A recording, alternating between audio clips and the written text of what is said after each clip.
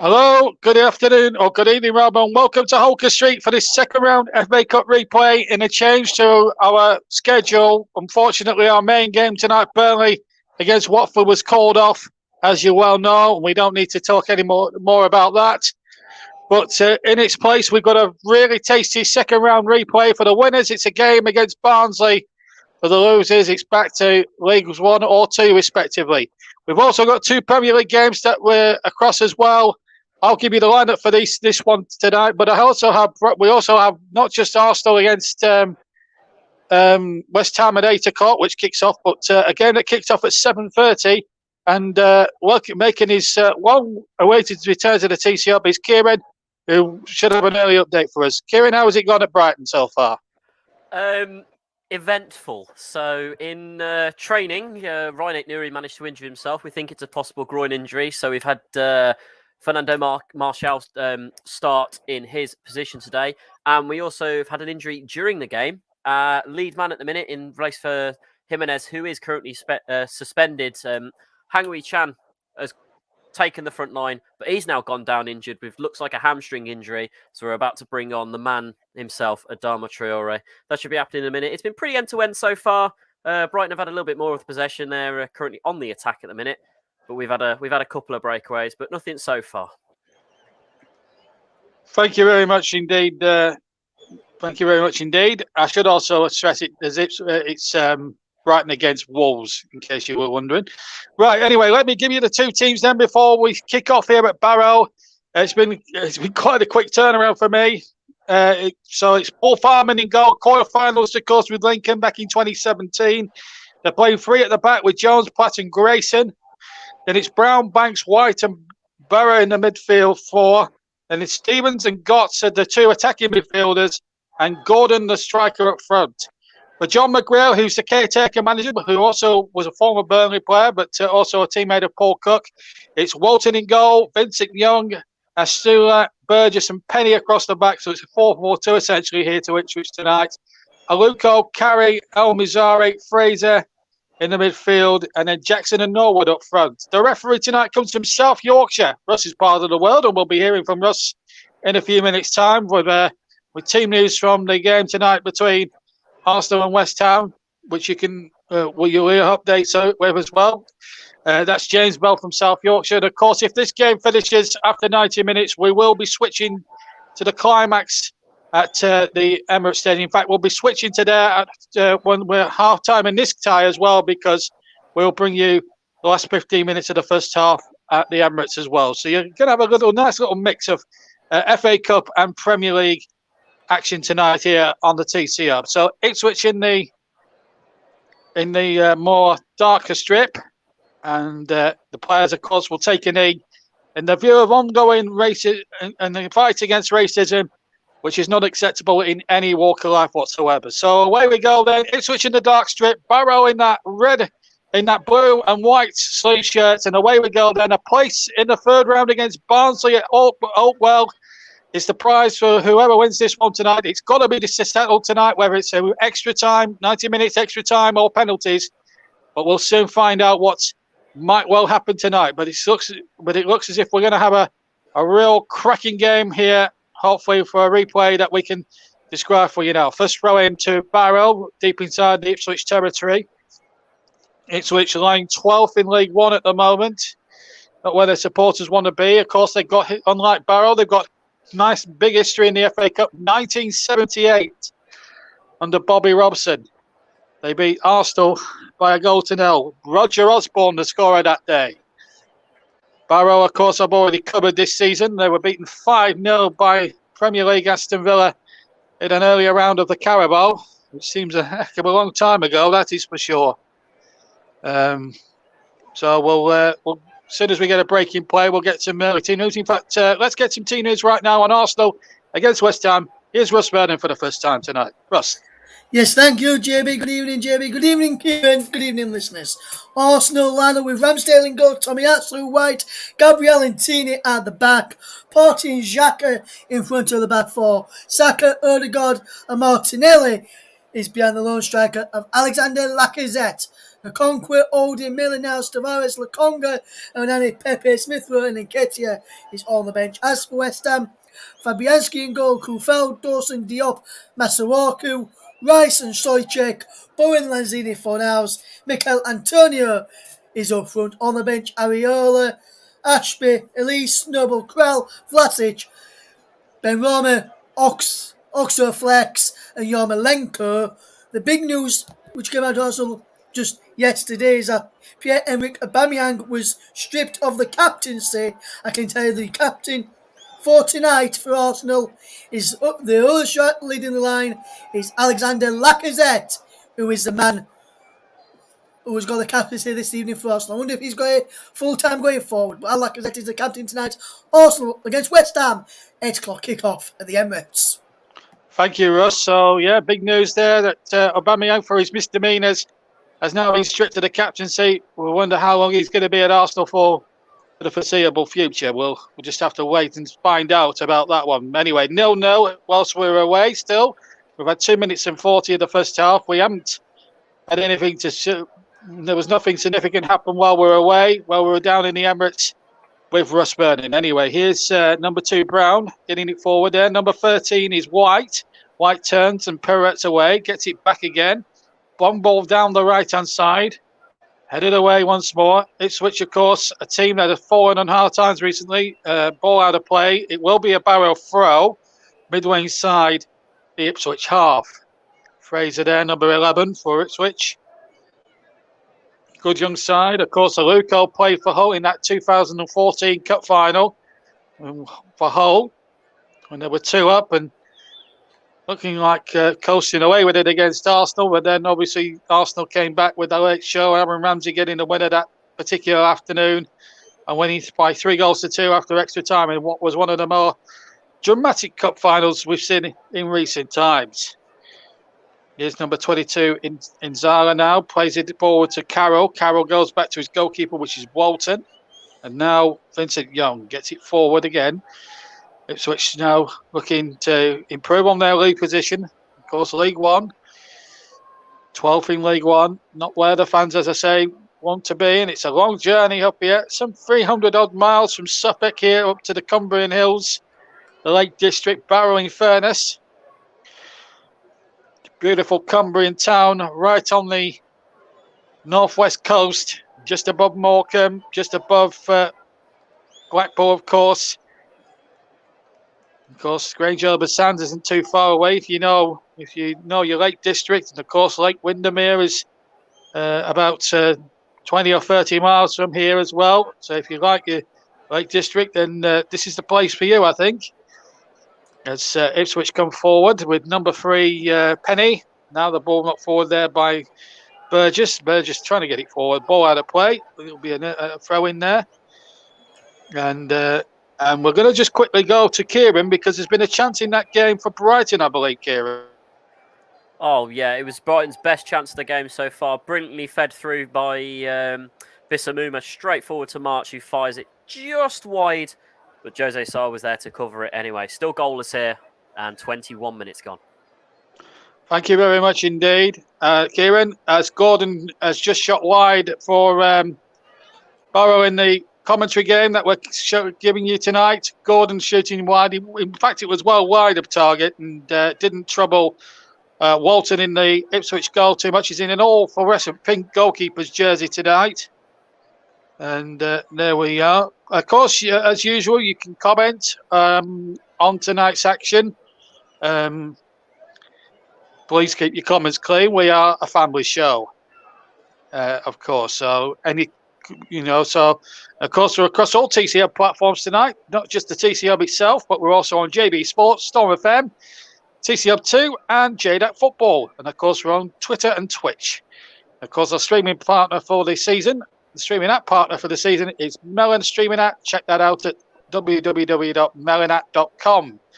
And of course, we'll have a player of the match to choose a bit later on as well, in association with Barry Swain's brilliant commentary services as well. So plenty to look out for. Premier League and FA Cup action for you tonight.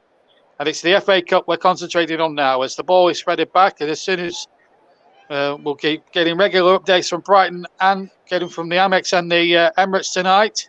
But here we are at Ulker Street here in Barrow. Nice, tight, compact ground. Is probably about just over 1,500 inside, but makes for an intimate atmosphere. His Banks steps the ball forward. Of course, Barrow had a fantastic win at Banbury in the last round by 5-0. And then Ipswich, of course, made heavy weather in their first round game. It finished 0-0 in the original game at Portman Road. Well, let's hope we don't get any goalless draw. It'd be 2 on the bounce if it was then goalless. By the way, we don't want a 2 goalless draws in a row. Burnley West Ham was the first time in TCO history commentating for the TCO live that I've actually commentated on a live 0-0. Let's hope it's not 2 on the bounce tonight. This is actually my 50th appearance as either a presenter or commentator on the TCO. Let's be fair, it would have been nice to have had it at Turf Moor, and it would have been no more appropriate place. But with the way things were going at the Turf at that time, then we had to change our plans very quickly. So we've got Barrow against Ipswich in the FA Cup. Here's a chance now for Barrow, and in fact, number 35 Stevens took it off Gordon's foot as they were going through and got in a bit of each other's way as they got to the edge of the Ipswich half penalty area, and then it just bounced nicely for Walton, who was able to pick it up inside his 6-yard box. And Ipswich will feel a little bit of a let-off there.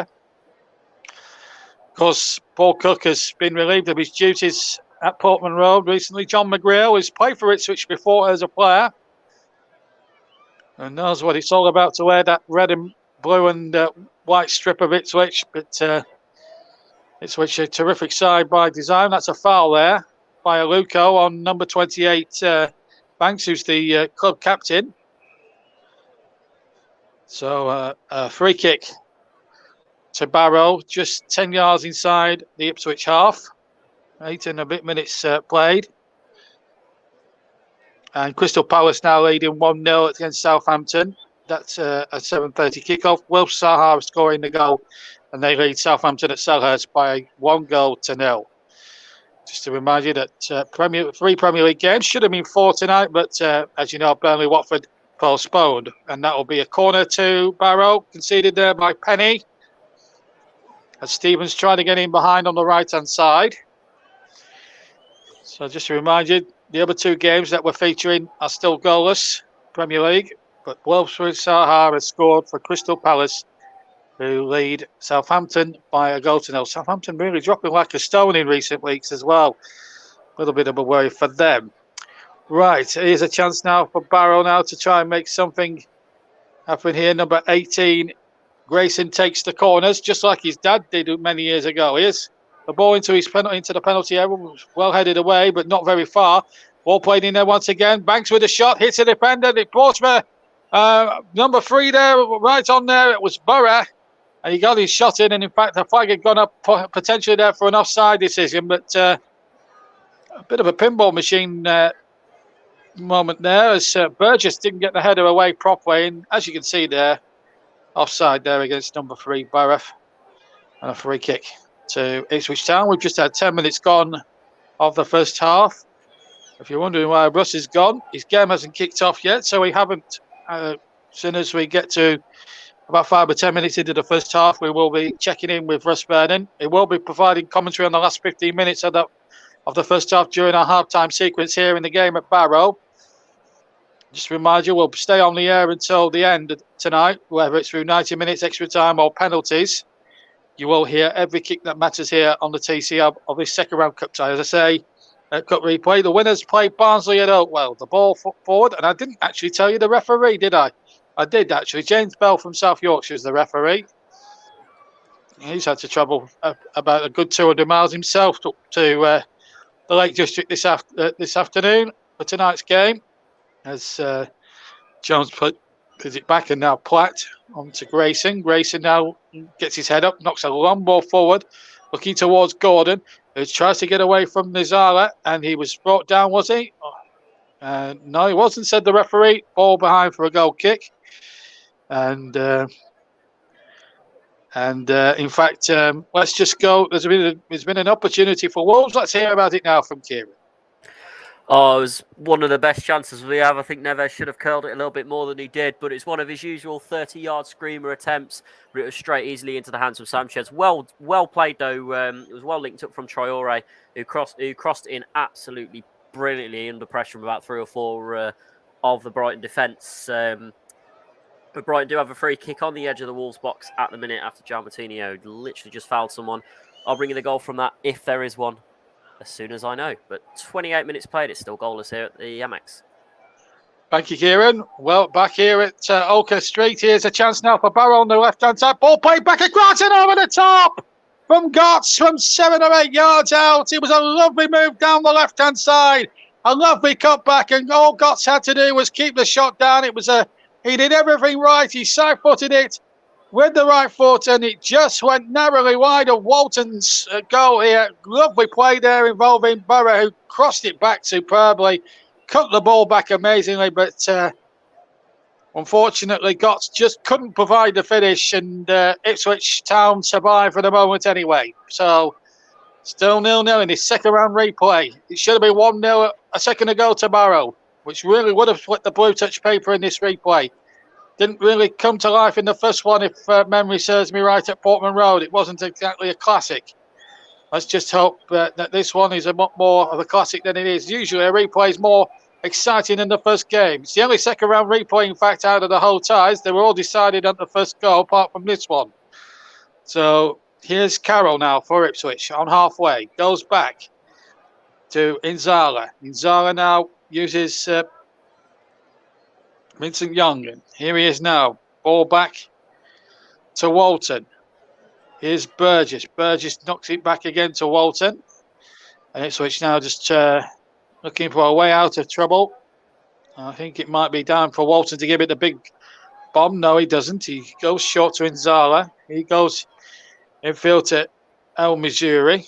And here is number 25, Carroll. Back again to the goalkeeper. Barrow actually defending well from the front by the looks of it as well. They're really making Ipswich think at least once or twice when passing the ball around, and not really giving Ipswich diddly spot in the way of options to get the ball upfield. And at the moment, Inzala really running out, almost out of ideas. Here's a Luco now. His shirt was tugged, however, and a free kick has been given to Ipswich, which will give him a little bit of respite. Wipe the culprit there. Referee Bell pulling him up for that. So a free kick it is to Ipswich Town, and it's going to be Walton to take in the all-pink outfit, all-pink strip, as he kicks forward once more. Header away there by Platt. It's out of play for a throw on the far side. Barrow 0, Ipswich 0. Remember, Crystal Palace have scored in the game down at Selhurst. That's still a 7:30 kickoff, incidentally. Wilfried Zaha with the goal on 2 minutes, giving them the lead. And of course, we've got Brighton 0, Wolves 0, and Arsenal West Ham. I've just kicked off, incidentally, and we'll be going to Ross Vernon in a second or two to see how the early exchanges have been played out. We've had a quarter of an hour here at Oaker Street in the second round FA Cup replay between Barrow and Ipswich. This is replacing the intended live match tonight between Burnley and Watford, which you all know was called off 2.5 hours before kick-off due to COVID regulations.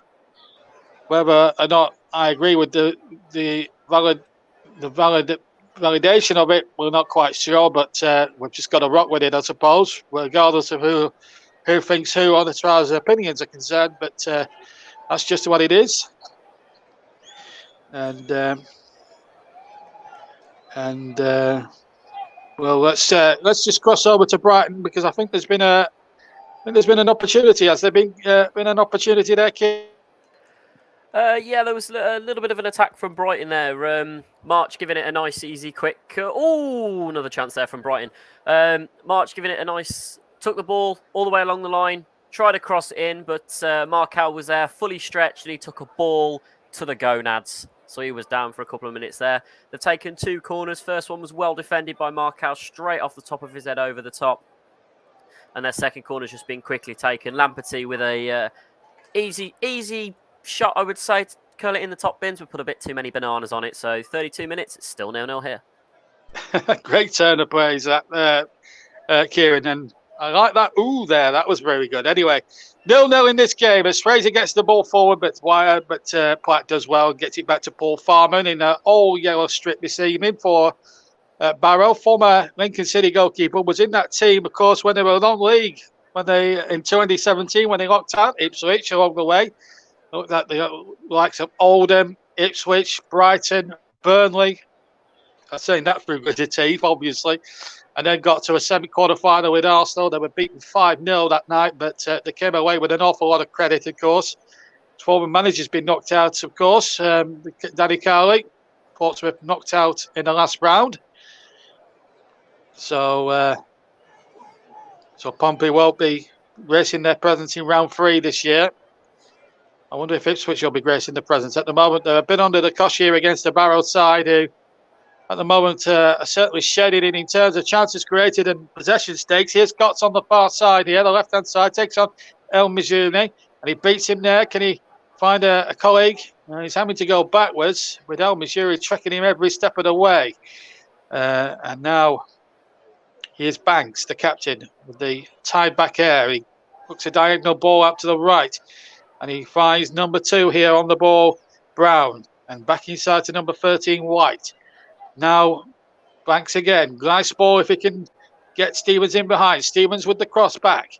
And Ipswich in all sorts of defensive trouble. There's a Barrow player gone tumbling there. We'll have to have a look at the replay just to try and sort that one out. Here's a Luco now for Ipswich Town. Just to go backwards now to number 25, Carroll. And now El Missouri. Now an opportunity once again for number 24, this time Vincent Young, to make a break. And in fact, the referee has stopped the play because there is an injury there to one of the Barrow players. Let's have a look at who he is. Looks like Gordon is the man. Now, was there a possible penalty against Burgess here? Possibly. He took his man. We haven't got VAR tonight. I know the Premier League games do, but we haven't got VAR. So, no, that's interesting. Southampton have equalised, incidentally, at Crystal Palace. James Ward-Prowse has levelled it up after 32 minutes there. Let's go. Let's see how the early stage, whilst the players are having a bit of a drinks break here in the FA Cup game. Let's go over to the Emirates for the first time tonight, whilst the games kick off, and let's see how the early stages have gone with RV. Yes, thank you, JB. Still goalless here between Arsenal and West Ham United. Lacazette closed down as early on as Fabianski cleared out for a throw-in. No real chances just yet as Declan Rice just fetching it over halfway into Lanzini. Back to Master Walker, who's got to get it back to Diop and back into Declan Rice. West Ham knocking the ball around quite nicely so far, JB. It's still West Ham 0, Arsenal 0, but West Ham just on the counter-attack now, and they've just won a free kick. Manuel Lanzini drove over the Arsenal defence and Thomas Partey, and a Partey just stuck out a leg and gets a touch to the ball and then catches Lanzini, and the referee is given a free kick here to West Ham, but I'm not sure that's a free kick. Thomas Partey clearly got the ball there. 6.5 minutes gone here. Arsenal 0, West Ham 0. Thanks, Ross. We've got a drop ball, which is not a competitive drop ball because it's been given in Ipswich's favour, so they've had to go backwards to restart an attack. So 0-0 here after 20 minutes of this cup replay. The best chance of the game falling to Gotts about 7 or 8 minutes ago when he sliced the right-footed side foot wide of the target after some good work by Barrow down that left-hand side. Here's number 25 for Ipswich, Carroll. Has to go back to number 26, which is Burgess. Burgess now to Vincent Young. The right winger gets the right back, I should say, and the ball's been lost. Banks is winning in the centre of midfield. Looks to get White on his way. Now number 2 here, Brown has it. Right hand side, Brown back inside once again. Chances here now for White. Has to pirouette back, and he uses his midfield colleague Banks, who almost loses possession. In fact, he got a deflection there off Jackson, and it's going to be a throw into Barrow. There's Mark Cooper, the Barrow manager. Of course, as I was last here on about 4 months ago for an for a League Cup game, and they had Aston Villa as the visitors, and Aston Villa, as I say, won very comfortably 5-0 in a second round game that night. And it was a pretty open and shut case, unfortunately, and it wasn't going to be Barrow's night from there on in. But we are back again tonight with a vengeance. Should tell you that the previous idea for the programme was to carry Burnley against Watford as a live commentary, and we'd have this as a sort of a second sort of commentary, updates during the first part, and then 15-minute commentary. That was due to be Russ's game, but when Burnley got called off, I was asked, would you like to get up? Would you like to zoom up to Barrow? We've lost the...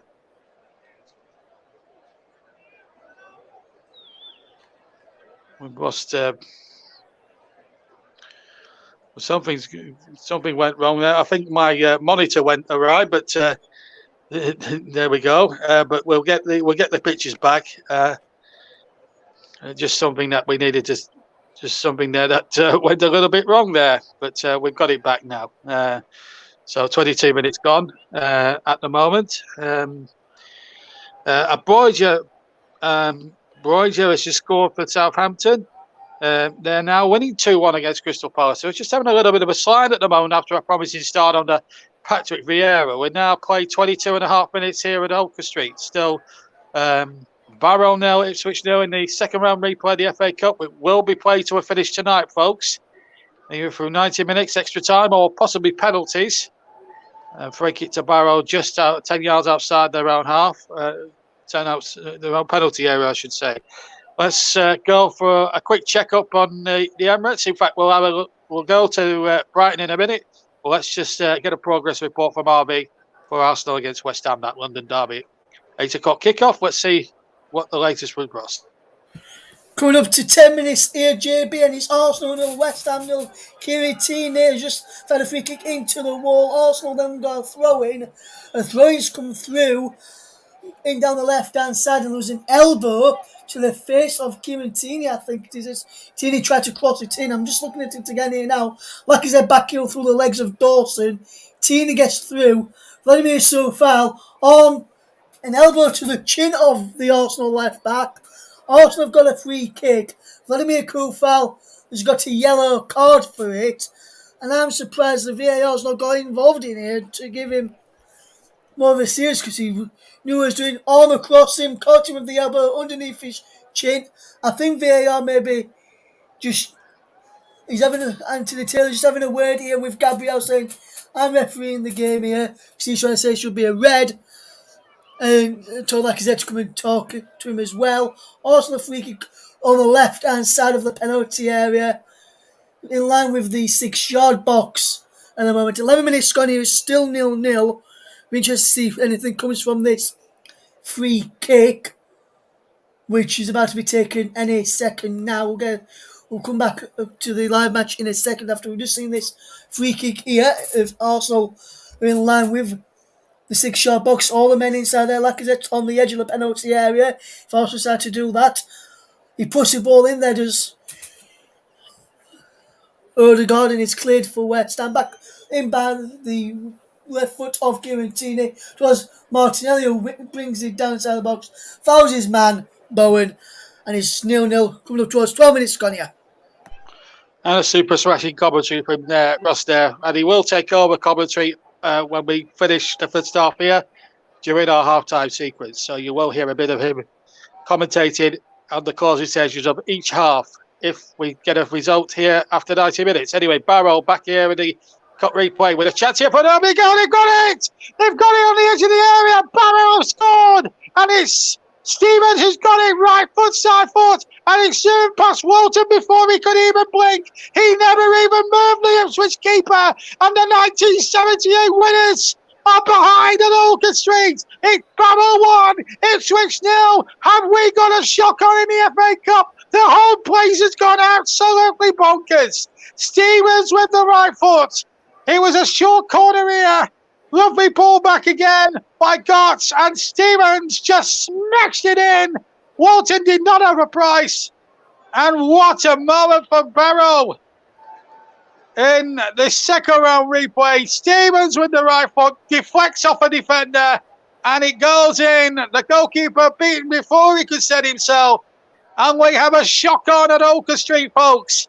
It's Barrow 1, Ipswich Town 0. Stevens the goal scorer. 26 minutes on the clock. What a moment for Barrow. And if they hold on to the lead, they could be shocking the 1978 Cup winners. This is unbelievable. Jordan Stevens, the scorer. Former Leeds player, as it's telling me over my headset. But what a moment for him. We've got a player down injured. So whilst that injury's been tended to, and while we settle down here, let's get a progress report from the Amex here with Kieran. Thank you very much. We did have a penalty shout about 5 minutes ago, but in my personal opinion, it definitely wasn't. He dived and he should have got booked. And that's me saying that against one of my own team. Brighton had another good attack. Nothing came of it again because Traore is a man mountain and so is Marcal. We've got a free kick currently all right on the edge of the box. We've got Trincao and Podence standing over the top of it. Just stay with me as we take this. Brighton's got one man lying down along with Traore and Martinho joining them just in front of the wall. Podence tries to whips it up, hits the wall. Looks like it's going to run out for a corner. And goes out for a Wolves corner. So 44 minutes played. Waiting to find out how much we get for stoppage time. But it's still Brighton 0, Wolves 0, and we have a corner. Thank you very much indeed, Kieran. If there is a goal in that last few seconds, we'll bring it to you here on the TC Hub. And, of course, we'll also give a half-time report in a few moments' time as well. As soon as we get to half-time, we'll cross back to Kieran for a half-time update because we're coming up to half-time in most of the 7:30 games. Here's a chance there as Harman came crashing out as Jackson came charging in there. But Farman was just first to the ball and he got it just on the edge of the box, but inside the box. So Barrow 1, Ipswich 0. That's the big story tonight in the FA Cup, sponsored, of course, by Emirates. A place in the third round away at Barnsley is the prize for the winners tonight. Barrow leading by a goal scored by Stevens. And he's been fouled, as he knows, says the referee. What a moment for him. And it was a lovely delivery from Gotts as well. He pulled the ball back amazingly. And Gotts, incidentally, was the one who missed a similar chance about 15 minutes before. Here he is now on the ball. Can't chest it down. Hooked away now by Inzala. Tell you what, John McGreal's side have got a real mountain to climb. We also saw Kieran Dyer as well, looking anxiously on from the bench as Walton just lets that go, and it will be a goal kick for Ipswich. John McGreal. Well, if he knew how tough this was going to be at the start, he knows how tough it's going to be now. That is for sure. 29 gone here at Oaker Street. And there's been a goal in the game between Wolves and Brighton. Which way has it gone, kid? It has gone to the mighty Wolverhampton Wanderers.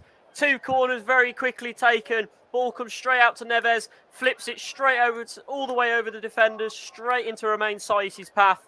Nice little cheeky right foot tap, straight past the goalkeeper into the bottom left-hand corner. There's 3 minutes added on. What a fantastic start. Wolves 1, Brighton 0. Come on, the boys. Very unbiased opinion there from Kieran. Here's Stevens now, the scoring.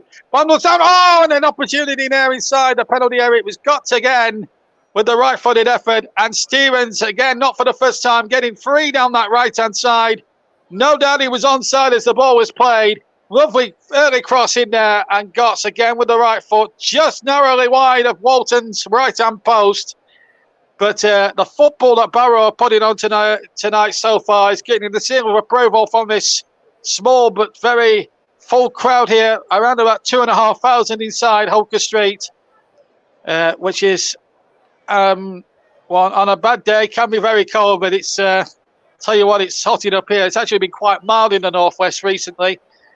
Temperatures have been as high as 10 degrees during the day, but I'll tell you what, out on the pitch, it's been quite white hot at the moment. So 1-0 it is at the Dooms Hotel Stadium, to give it its full name. It's sponsored by Dooms Hotel, quite obviously.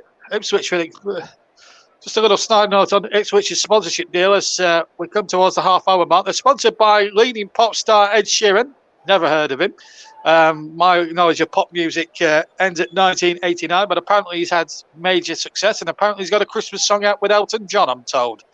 But that just shows how shows how rubbish I am at pop music, I should say.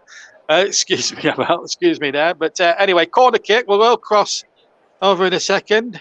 We'll get a report from Kieran at half time. Although there's been a chance at Brighton. But we'll stick with this corner because Wolves are taking it short and Aluko's there. Apologies if I came out with a C word. It's not like me, but I was just berating my own self there. So apologies there if you heard that said. Couple of comments. Carol Bates, VAR Tech. I don't know what that means, Carol.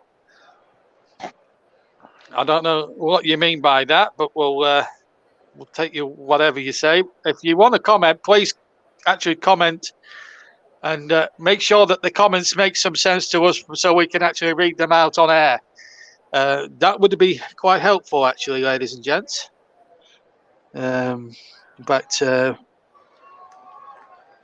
So that would be helpful. We'll cross to it's half time at the Amex, and once we get the ball out of play, we'll be crossing to Kieran in a second, and then of course we'll be getting another update from RV down at the Emirates. My two colleagues, very southern than me tonight. I'm right up in the north, as you can imagine, right up on that northwest coast with a sea breeze. In Cumbria, right by the lakes, ball headed back for Paul Farman. So let's get a half-time report from Kieran from the Amex between Brighton and Hove Albion and Wolverhampton Wanderers. Well, it was nearly a draw going into half-time then. Brighton had one of the most wasted chances I think they ever could have. They had 3 attempts in less than 5 seconds, and it didn't go to plan. First off, their number 11, Trossard, took a shot, deflected straight out of the Wolves' defence. Then their number 33 of Byrne took a cheeky flick, got pushed away again. And then their number 12 of Mwepu, apologies if I've got that completely butchered there, shoots it way over the bar when all he needed to do was a slight tap and it was going straight in the back of the nets. Well, interesting first half, I must say. Obviously, it's good to be 1-0 ahead, but there's still a long way to go, and we've got a history with this team. So it's certainly interesting to see what happens in the second half. This could go badly wrong. But it's been an end-to-end so far. Let's have a quick look at the stats. I am keeping an eye on your game as well, JB, to jump back to you if I need to.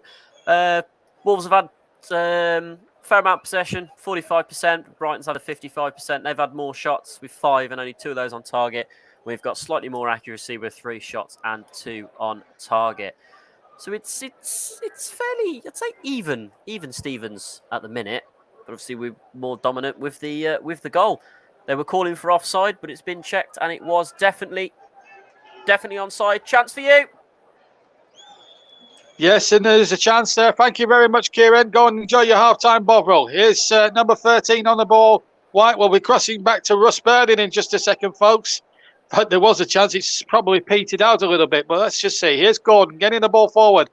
Chances here now if Stevens can get his head up here. He's got to cross in from the right-hand side. Good ball in. Oh, chance here on the ball post. It might fall here. It's a second goal. It's got. It's 2-0 Barrow. They've deserved it on the position play. Gotts gets the second one. Stevens got the first. Gotts gets the second. He couldn't miss from 6 yards. He slams it in the side of the right foot. Past the despairing Diamond Walton. And this is turning into a real fairy tale. The shockies on everybody. It's Barrow 2, Ipswich 0. I tell you what, it's a good job we changed our schedule for this, because I'm telling you now, we are seeing a classic cup upset developing here at the Dooms Hotel Stadium here in Barrow. It's Stevens' ball into the penalty area. It wasn't dealt with properly. The ball came back. It was a nice little header back, in fact, by Gordon into the 6-yard box. Here's Stevens' cross. This is everybody. The ball not back. In fact, it was not back by Barrow. And Gotts, unmarked, 7-8 yards out, side of the right foot. Walton going the opposite way to where the ball went. And into the roof, the ball went. And Barrow have got themselves a 2-goal buffer here in this second round replay. The shock is on. Barrow 2, Ipswich, the 1978 winners, 0. Gotts the scorer. And there was practically 9 minutes between the two Barrow goals. It has been one of those nights where it's just been so frustrating for Ipswich Town. They just haven't got into it at all as an attacking force. Robbie Gotts, the goal scorer, an ex-Leeds man, of course. It would have to be, wouldn't it? But those Barrow fans are enjoying life at the moment. We'll be crossing to Ross in a few seconds or so. But at the moment, it's Barrow on top, and they're going forward again with Gordon. Down the right-hand side, here's Stevens, who got the first goal on 26 minutes. Here's Brown, but he's lost it this time. And Barrow have conceded a free kick. Aluko's been fouled. Let's go down to the Emirates to see how Arsenal and West Ham are shaping on. Has there been any goals yet, Russ? No goals yet, JB. I think you and Kevin have stolen from me today. Still Arsenal 0, West Ham United 0 as Arsenal try and come on the attack now with Gabriel Martinelli just outside the penalty area. Switches across to the right-hand side where Bukayo Saka is. Saka twisting and turning. Ball to the back post. Like he's exited down and cleared away in there by Soychek, who was back helping out in the defence for West Ham. Comes out to Partey, back to Ben White. Arsenal still on this attack. Yet to be done here. Here's Saka. Lovely one from Saka down the right-hand side. Plays the ball inside to Tomiyasu. Back towards Saka. Gets it from Masuaku. Bukayo Saka slips and goes down inside the penalty. Masuaku down 2. Also wanting a penalty, nothing given. And then, it's it behind for a goal kick. Arsenal wanting a penalty. West Ham wanting a free kick. I'm not sure which way this will go just yet. I'll come back to you when I know which way it's gone. I'm just watching the replay. And for me, if anything, it should be a free kick to West Ham because Bukayo Saka kicks the foot of Masuaku. So it's 0-0, 25 minutes gone. Arsenal follows the penalty. I thought West Ham should have had a free kick for that. We'll see what VAR says in a moment. Still 0-0 here, JB. Thank you, Russ, and we'll come back to you regarding the VAR in a second. But here at the Dunes Hotels Arena here in Barrow, it's Barrow 2, Ipswich Town 0 in the second round replay of the FA Cup.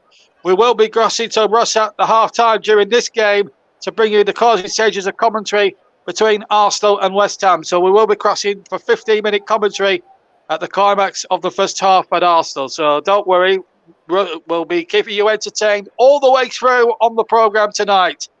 So if one feature game is going to half-time, another can take its place for 15 minutes, and then we carry on with the second half as per usual. So you will not be disappointed, folks, with the entertainment that we got on show for you tonight. We've had 3 goals in 2 of our featured games, one at Brighton against Wolves, which Wolves are leading by a goal to 0. And we've had 2 goals here in our live commentary game. Sorry, Russ, if I stole your game tonight. But here we are. What an afternoon, what an evening we've got for you here tonight. Norwood's fouled his man for a kick to Barrow, who lead by 2 goals to 0. Stevens and Gotts, the goal scorers. What a moment for those 2 guys to treasure. Barrow in the previous round knocked out Banbury by 5 goals to 1 or something like that. But they're going really well here today, and they're looking. It's hard to tell who's the League One side in this and who's the League Two side. Of course, Barrow's struggling in League Two at the moment, 19th position, and trying desperately hard to stay in the league at the moment. It's not been easy for them. Of course, financially, it's very difficult to compete even in the Football League, as Morecambe, not too far away down the coast, found that out for many, many years since when they went up back in 2007. And they spent quite a number of years in that division until last year when they finally got out of it. Doing very well to stay outside the bottom 4 in that division. Simon Grayson, who's just been relieved of his duties at Fleetwood, is I guess watching his son here in action tonight. And his team and it's Grayson now who puts the ball on. Here's a chance for Stevens. Stevenson's crossed now. They're looking for a 3rd goal, which could put Ipswich well and truly out of sight before half time. Here's Stevens again, right hand side. It's turning out to be a magical night for Barrow here this evening against the 1978 winners Ipswich Town. Goodness knows what Terry Butch is here for television tonight. Goodness knows what he'll be thinking once half-time comes around. Here's Jones in possession. Jones plays a 1-2, tries to get it round the corner, and Penny gets it away for Ipswich Town. And they need a little bit. Maybe John McGreal needs to get them in at half-time with no more further damage, and potentially read them the right attack. Potentially, there's been a penalty appeal waved away by Arsenal, and what we'll do is stick with this rest of the first half here at Barrow, and then we'll cross to Russ for uninterrupted last 15-minute last portion of the first half commentary from the Emirates Stadium, where Arsenal and West Ham are drawing 0-0, and then we'll bring you second half commentary of this game as well, full second half commentary with updates from Arsenal and from Brighton. They're at half time, incidentally. Palace trailing 2-1 at the break to Southampton at half time at Selhurst Park. Just to remind you of the other game, Burnley against Watford, as you well know, match cancelled due to an apparent COVID outbreak. If you want my views on that, click on the video that I did about an hour or two ago on my YouTube channel. You'll be able to see it at JB Sports, and you can have your own ideas on that. Anyway, that's fair to say I wasn't very happy about it. Anyway, free kick to Barrow. They're certainly making up for it, making up for our loss. You know, this is certainly making up for the loss of the Burnley match tonight. We've got a cup shock, and maybe, just maybe, Barrow could be up in search of a third as Banks attacks this ball, headed away by Norwood. And here he is now, gets it away. Jackson now forward, and in fact, a foul there on Jackson, midway inside the Ipswich half has been given, and will be a free kick to Barrow. Let's just get a bit more on that penalty appeal now with Ross.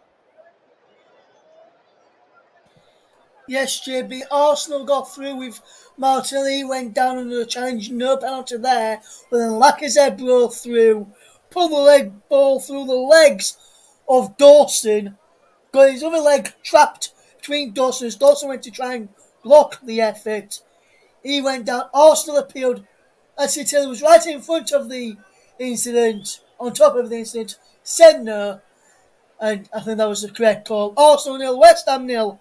30 minutes gone.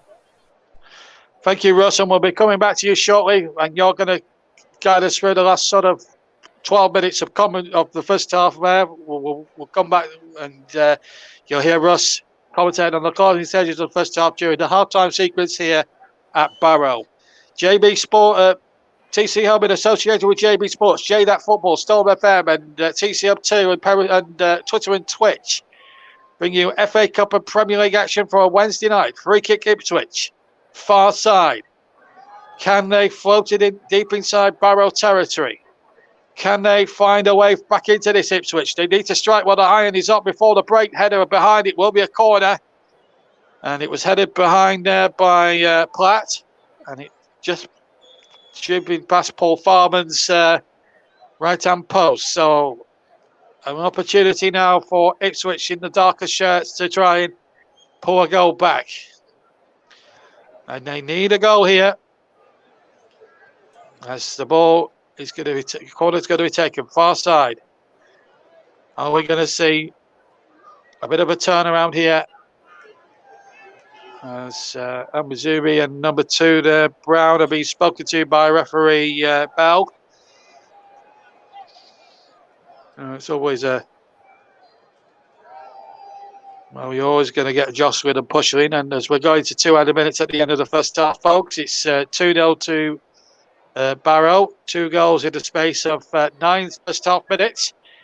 Dividing the teams as the header goes in from Burgess and heads it wide of the left-hand post, and a goal kick to Barrow, who lead by 2 goals to 0. Yes, 26 minutes, the first goal scored by Stevens, and then the second one 9 minutes later from Gotts.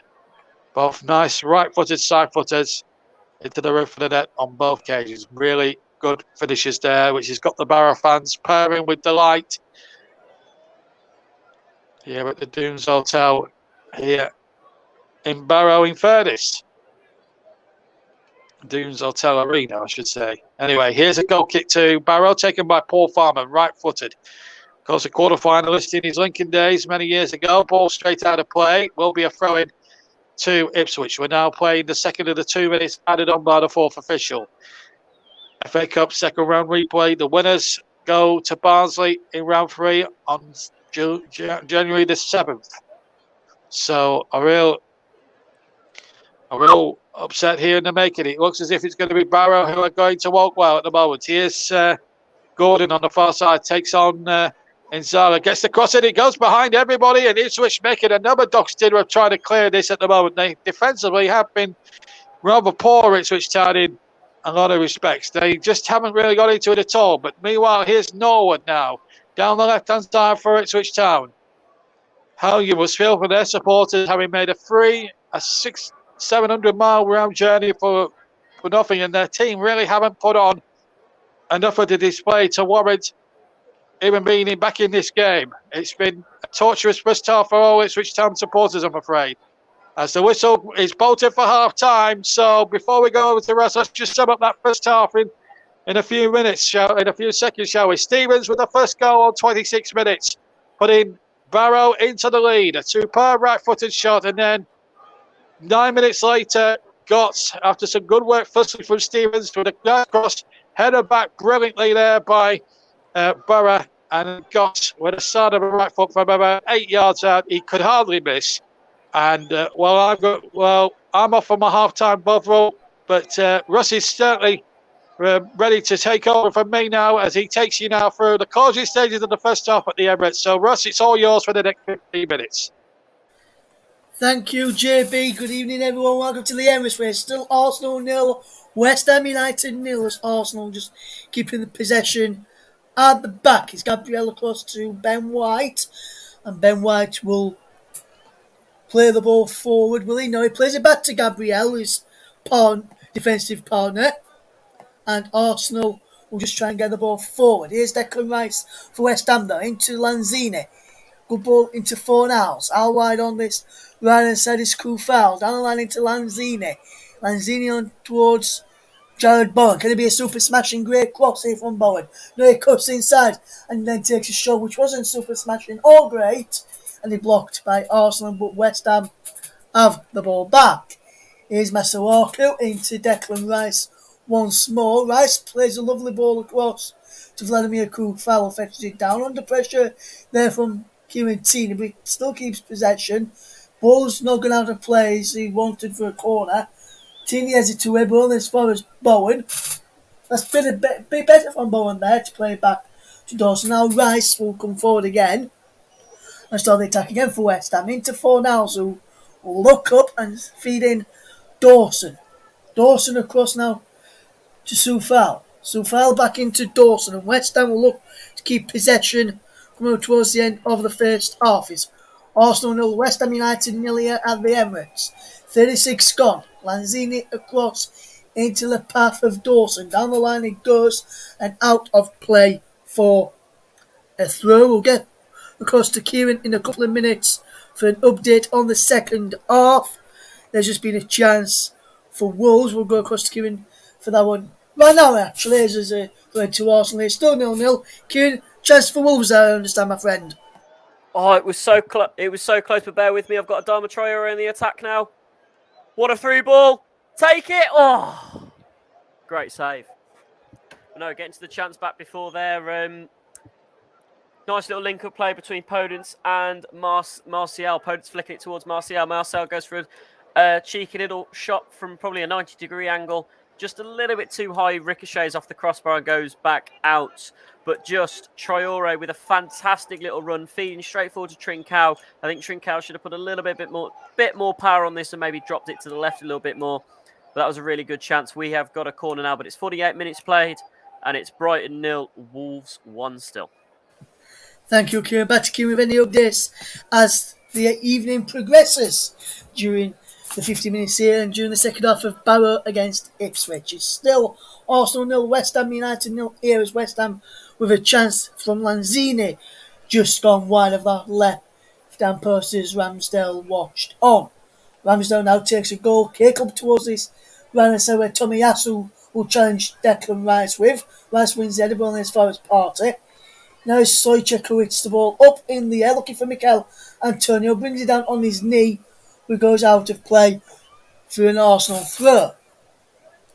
Tomiyasu will keep hold of possession and will look to take the throw in, and he's looking for movement from Xhaka, from Partey, from Odegaard. Instead he goes to the line for Saka, controls on his chest, comes out off a massive walker when Arsenal get another throw inside the West Ham half this time. He waits for Saka to get back on the field, just Tomiyasu, before taking the throw down the line to him. He gets it back, does the Japanese right back. Here's Thomas Partey to Granit Xhaka. Xhaka's got Tini outside of him and used him. He's got Martinelli making the run down the line, but he goes back into Granit Xhaka. Xhaka goes back to Gabriel, and Gabriel will take a touch with his left foot, cuts inside on his left foot and knocks the ball back to Ben White, just onside the centre circle. Here's Tomiyasu. Down the line it goes, is Saka. Deflects off Master Walker out for a throw to Arsenal. I understand that my referee's my box has stopped working at the Amex. There's a break in play till they manage to fix it. Still 1-0 to Wolves. There any updates we'll get from Kieran on the match.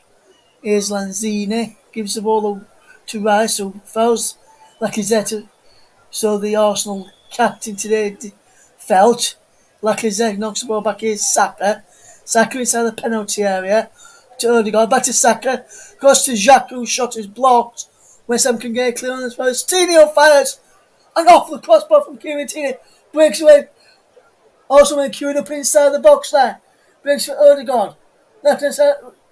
There's West Ham attack. Right hand side is Arsenal attack. Here's Lacazette inside the penalty area. And Stoichek under pressure puts the ball behind for a corner to Arsenal. Arsenal 0, West Ham United 0 is the scoreline coming up towards 5 minutes of till half time here in the Emirates. In the Premier League, Arsenal against West Ham. Kieran Tierney goes for goal from the effort a few moments ago, and it was a fingertip save onto the crossbar from Fabianski. That's how close Arsenal were from opening the scoring. Arsenal with a corner. Saka to take. In towards the middle of the box. Flicked on there by Xhaka. Breaks away for Park. Going on the edge of the box. Now Martinelli to Ben White, who twists and turns and feeds the ball out wide to Saka. Attacking his man. Takes past Lanzini. In towards the penalty and up against Masuaku, who stands up tall and does well to defend. Here's Fornals for West Ham. Nice 1-2 with Stoichek. Fornals gets the ball forward, looking towards the run of Jared Bowen, who can't get there. So it was a super smashing or even a great pass there from the West Ham man. Yeah, it's Odegaard, flicked forward by Tomiyasu. Here's Lanzini. Back to Stoichek. Stoichek in towards Dawson. Wants to run across to get that as the ball was span away from him. Dawson hits the ball forward as Rice were calling for it. On towards the chest of Antonio. Can't get there as Gabriel won the ball back. And now it's with Ben White for Arsenal. Still goals here between Arsenal and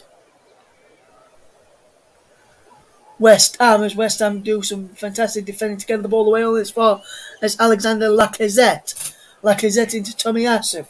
While it's Saka. We'll see if we manage to see to the back in a second. As Saka tries to pull the ball into the box. His Partey, whose shot is blocked. Comes all the way to Gabriel, who's got Bowen under pressure. That's a super smashing pass forward to get him away from Bowen. And here is Ben White. Across to Ramsdale. While also just playing it out from the back. As the play don't resume, Jack Kieran at the MX, or is they still waiting for the technical difficulties to be sorted? It's still having issues. Looks like they're just getting him ready now. It looked like there was a problem with the referee's microphone. They thought it was the box that was the problem, but turns out it was his headset. The Hawkeye technician there just repairing it. The ref's now running back onto the pitch. Looks like we're finally going to get back to this corner that I started speaking to you about probably about 8 or 9 minutes ago now. So it's definitely going to be a lot of time added on here at the end of the game, but we're about to get underway here. Still 1-0 to Wolves. Thank you, Kieran. We'll get regular updates with Kieran from the game at the Amex between Brighton and Wolves, but also here at the Emirates, still goalless, coming up towards the half time as Lacazette goes down on the edge of the box. No free kick. Here's Rice. Wonderful challenge from Arsenal to get the ball back. Here's Ben White this time. Now our White to Saka. Lovely one here from Saka. Twisting, turning. Plays it back to Tomiyasu. Good run from Tomiyasu. Rolling towards the penalty area. Where Martinelli was there. Odegaard gets it back. Stoichkov wins the ball back, and now it's Mikel Antonio breaking away on that far side. He's got bowling through the centre for now. He's on the far side. If you can spot him, he tried to do that, but got his angles wrong, and it was clipped in the end by Ramsdale. Remains starts to just the crossbar for Wolves, so the Amex will live. Now that in a moment as Saka picks up for Arsenal. Running forward here is Saka. Twisting, turning inside. Ball across into Lacazette on the edge of the box. Position saved. And Gabriel Martinelli puts it wide, and somehow Arsenal doesn't take the lead. Gabriel Martinelli going for goal there. After Lacazette's shot was saved, he come from Saka. Wonderful pass into Lacazette on the edge of the box. His shot is saved. Comes out to Martinelli, and the reason why he didn't get his shot off there did Martinelli was brilliant piece of defending from Craig Dawson to get a block in there and put it out off of the Arsenal man for a goal kick, as we just see that teeny effort from a few moments ago which struck the crossbar via a fingertip of Lucas Fabianski. Let's see about that chance from Romain Says, which bounced off the bar at the MX. Brighton against Wolves. Last time was 1-0 to Wolves. Is that still the same? And how close was Wolves from doubling their lead, Kieran? Incredibly close. It was another 90-degree angled shot on the goal, which ricocheted off the left-hand bar. But here we go. Second Moutinho to Podence. Podence! Oh, fantastic save by the Brighton keeper there. Brighton now on the counter-attack. But no, it was another 90-degree angle shot. Romain Saez giving it a lovely little belter. I swear the bar is still shaking from that, and it happened a couple of minutes ago. It was a fantastic effort. But just clipping the bar, was well past the keeper, beating the keeper, but clipped the bar and stayed in play. But Brighton getting it away, and Wolves just having a great chance there. I think Podence should have put a little bit more bananas on that one just to try and get it in. But 56 minutes played, we've got a stopping play here as Markel's been hit in the face by the Brighton number 20, but he is up now. But still 1-0 Wolves here.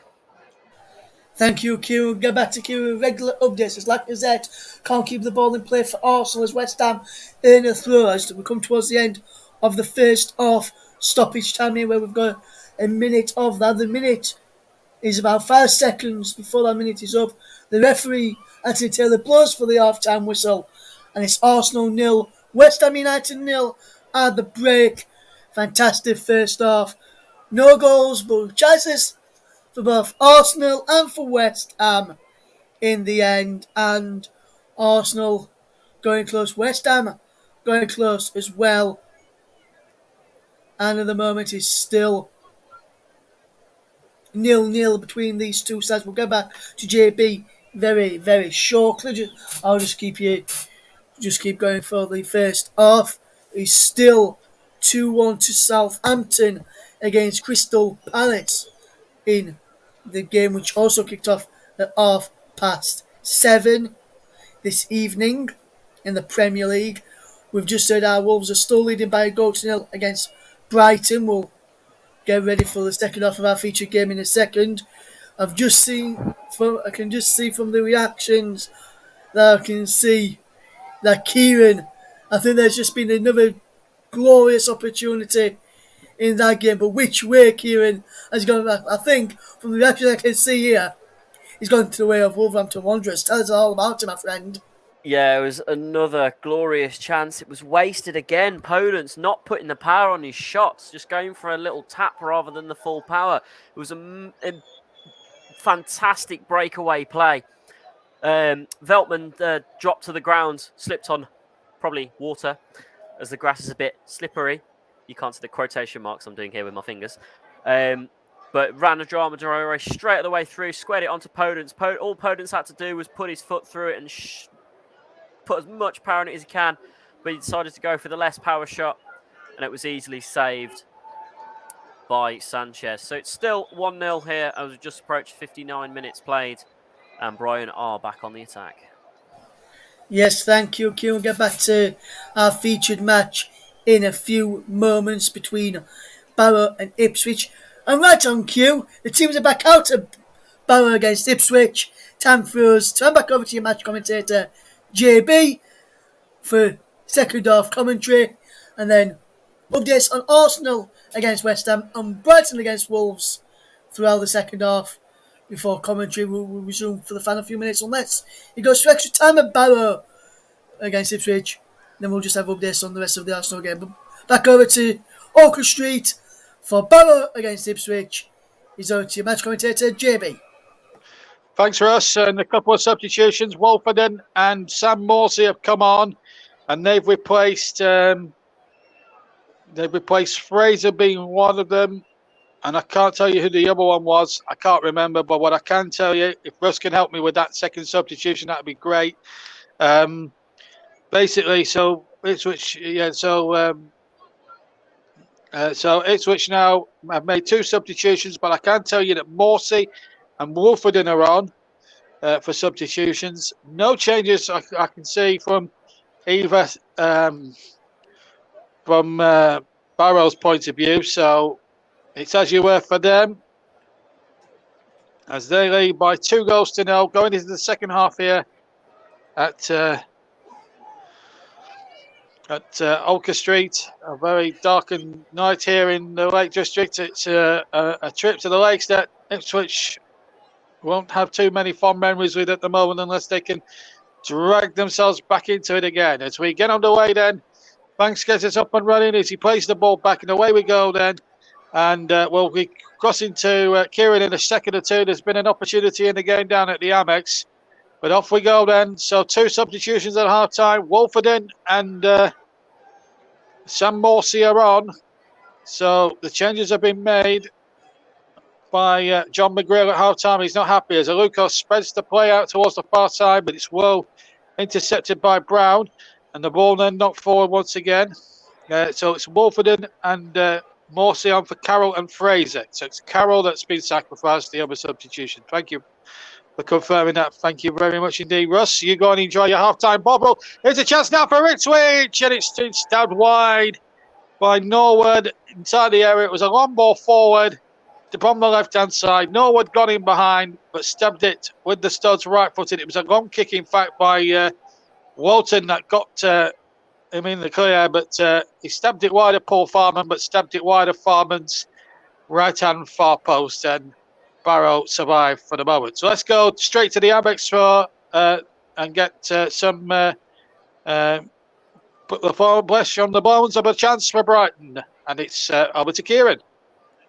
Yeah, it was a free kick after a bit of a tussle between Markel and I can't remember who he was tussling with. The free kick taken nice and quickly. There's another stop in play. The ref still having problems with his mic box. So, I wonder whether this could warrant the game being called off, but we'll have to wait and see. But his microphone box has stopped working again. This is the third time we've had a break in play for this. So there's a bit of a break in play here, so there's going to be a lot of time added on. But getting back to Brighton's chance, it was whipped in from the free kick, given a little bit too many bananas by Mwepu, and it went probably about 50 feet in the air and straight into the hands of Jose Sarr.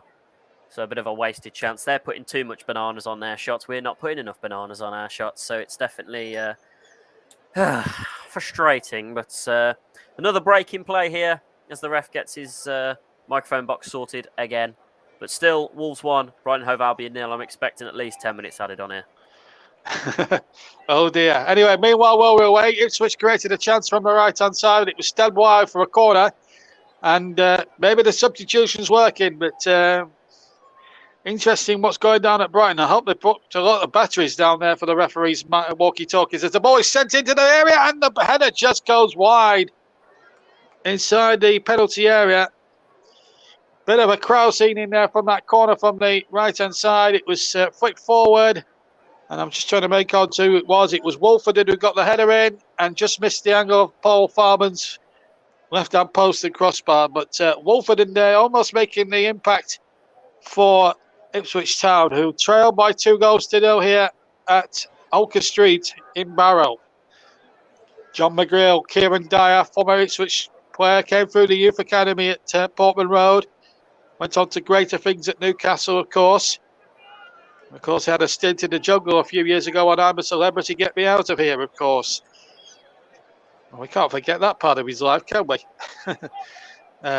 If you just were tuning in and wondering what is happening, let me tell you, in our featured game in the FA Cup second round replay, Barrow leading Ipswich by 2-0. Stevens and Gotts with the goals in the first half.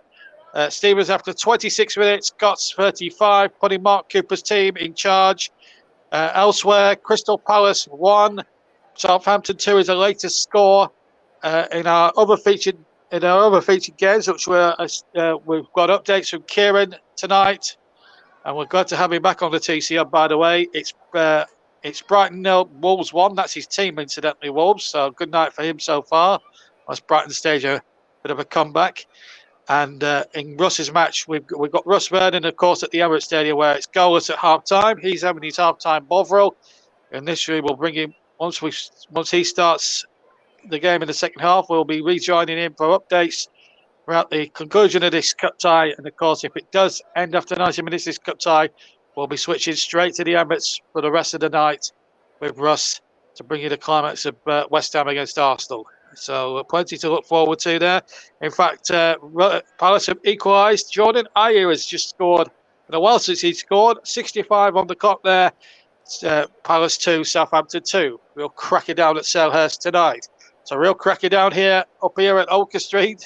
That's for sure. And on the northwest coast in the Lake District as Wolverton gets it away for Ipswich Town, who trail 2-0 to Barrow. 19th in League 2, plays 12th in League 1 tonight. Jackson's wins a free kick to run halfway for Ipswich on the right-hand side. Their fans quite worried at the moment. Those Ed Sheeran-sponsored Ipswich shirts. Please do that with me who Ed Sheeran is. I know he's a singer of some repute, and apparently he's got a Christmas record out with Elton John. But as I said, my knowledge of pop music runs out about 1998, unfortunately. Here's Wolford now for Ipswich Town. He plays it in towards El Majuni. Majuni now running forward, but he has to go backwards here to number 55, Sam Morsey. And he gets it out towards the far side. Ball will be played back to Sam Morsey. Can he induce some Morse code into Ipswich's play, potentially here? As the ball is now hooked forward once again, but again, it's a poor ball, really. Telegraph play, really, from Ipswich Town. They just haven't really got going. It was easy there for Platt to cut it out, and it's a throw into Ipswich inside their own half.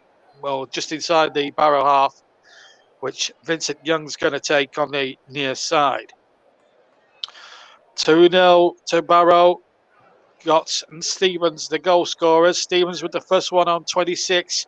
Gotts on 35 here in Barrow in Furness. Not far away from Lake Windermere and the bonus on Windermere, and of course Grange Over Sands and Flukeborough, the caravan site, of course, up there. Of course, if you're familiar with that part of the world, lovely part of the world, and of course Barrow in Furness, and 20 miles south of that, you've got Lancaster and Morecambe and Heysham.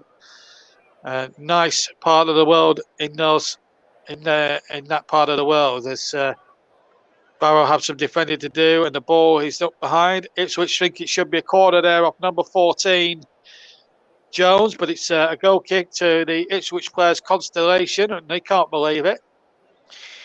And it's still 2-0 to Barrow as we go into the 53rd minute. We've had 52 and a half minutes, in fact.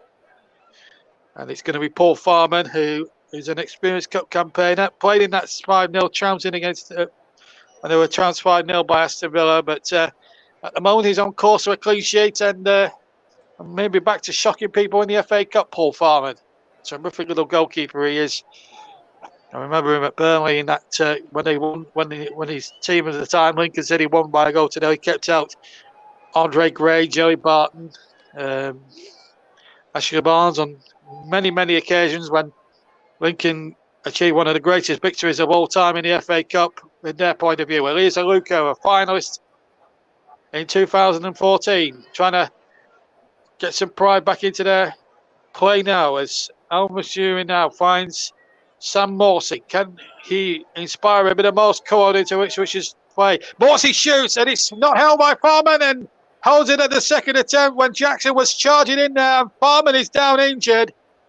And I just wonder, that was brave goalkeeping firstly, but he didn't hold the shot well from Sam Morsey. Got a bit of Morse code on this shot. Just swerved a little bit, maybe bounced in front. And he got the ball at the second attempt. Good, as I say, right-footed from Morsey. And that's good goalkeeping from Farman on the second gabber, because Jackson's running in like a bull in a china shop. And that's brilliant from Paul Farman. Brave, but brilliant, that's for sure. Whilst he's getting a bit of treatment out there, let's quickly check in with what's happening down at Brighton on the south coast. Here's Kieran. It's been pretty quiet, to be honest. I've just had a bit of a three-kick. Basuma trying to get a shot off, but puts his foot up as he tries to receive the ball, but puts that straight into the shoulder of Martial. So Martial went down injured. So Basuma got carded. It's his 5th yellow card of the season, so he is now suspended for Brighton's game against Manchester United on Saturday if it goes ahead. So it's going to be it's been pretty boring the past 10 minutes or so, really. It's been end to end. It's typical Brighton versus Wolves. Not much happening. When it does happen, it comes in small waves. So nothing major to report at the current moment in time, apart from that yellow card. So it's still Brighton 0, Wolves 0. Brighton 0, Wolves 1. With 71 minutes played. Get it right first time, Kieran. Thank you very much indeed. Right, Paul Farman, I'm pleased to report he's on his feet here at the moment.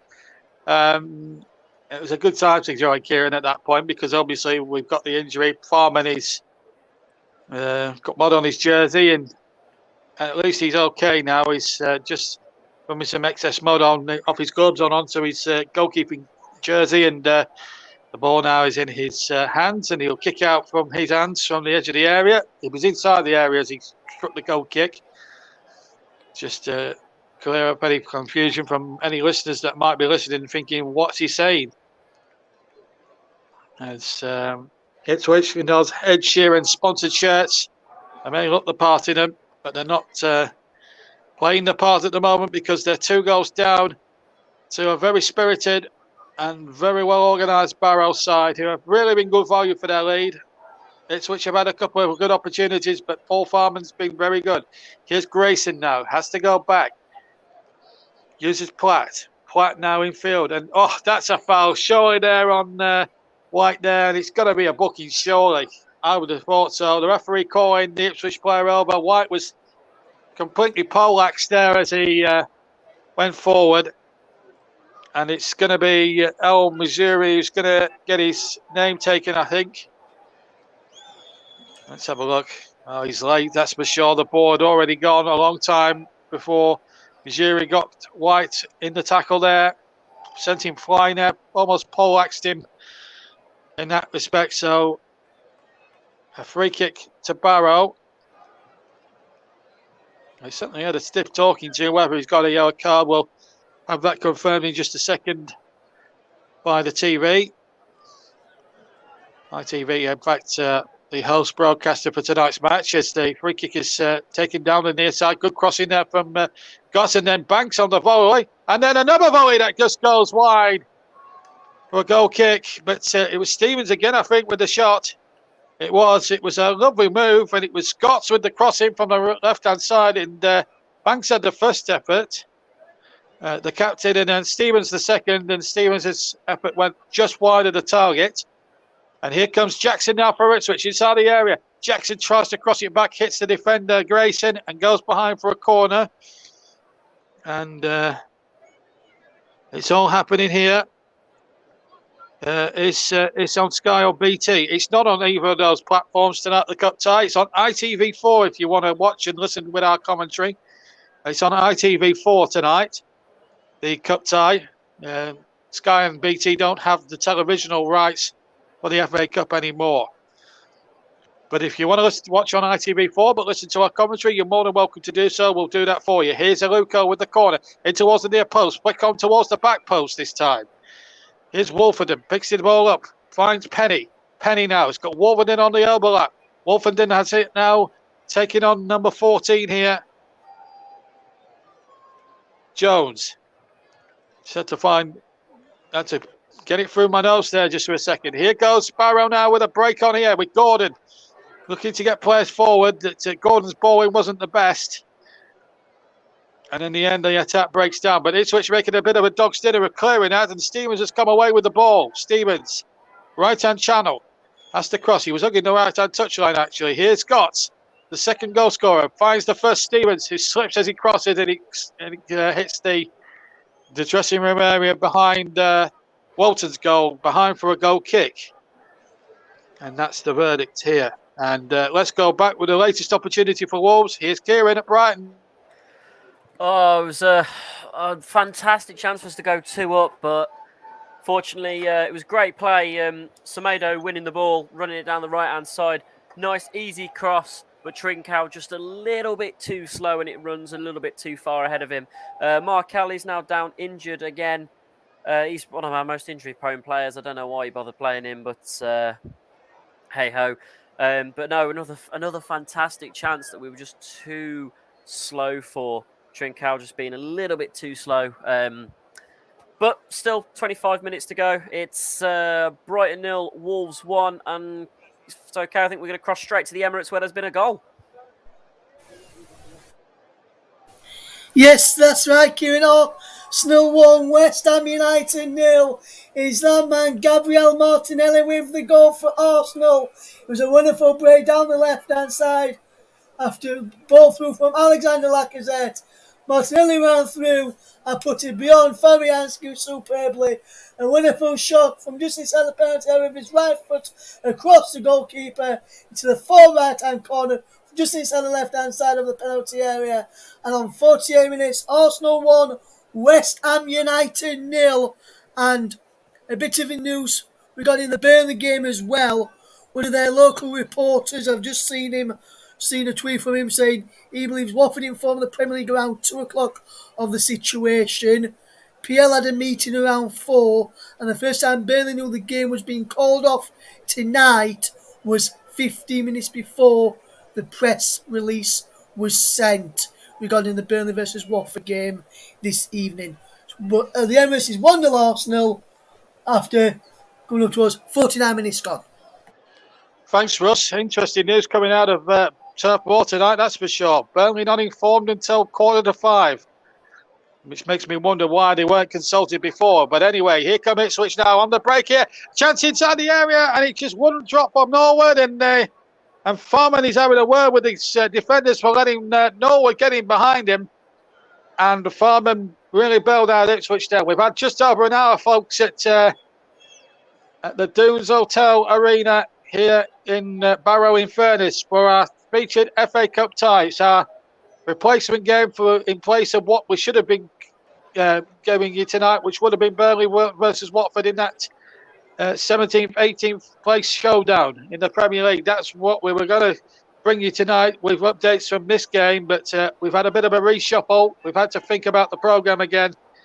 And so I'm in Barrow, Russ is down at Arsenal, and Kieran is at Brighton, and we've got goals in all the games that are taking place. We've had two here in Barrow. We've had a goal at Arsenal, as you just heard from Russ, and we've had a goal at Wolves as well. So 4 goals from our featured games this evening on the TC Hub. We're also on JB Sports, JDAT Football, Storm FM, TC Hub 2, and Twitter and Twitch. We're not on Periscope anymore, in case you were wondering.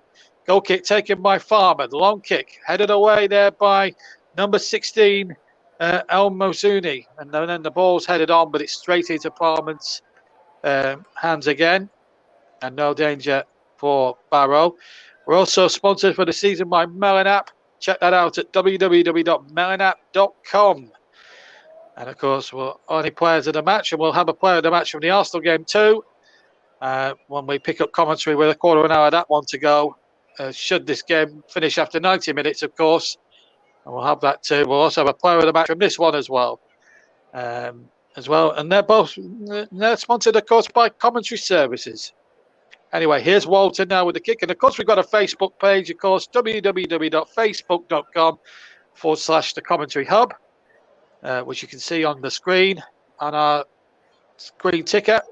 And of course, we have a Twitter feed. We're at Commentary Live 1, folks. Commentary Live 1. Right, here come Ipswich with Wolfenden. Wolfenden now gets the ball out to Vincent Young. And Vincent Young goes past his man. That's got to be a foul there by Barrow, on Vincent Brown. Tackle from behind. I'll be amazed if Barrow gets away with nothing more than a free kick.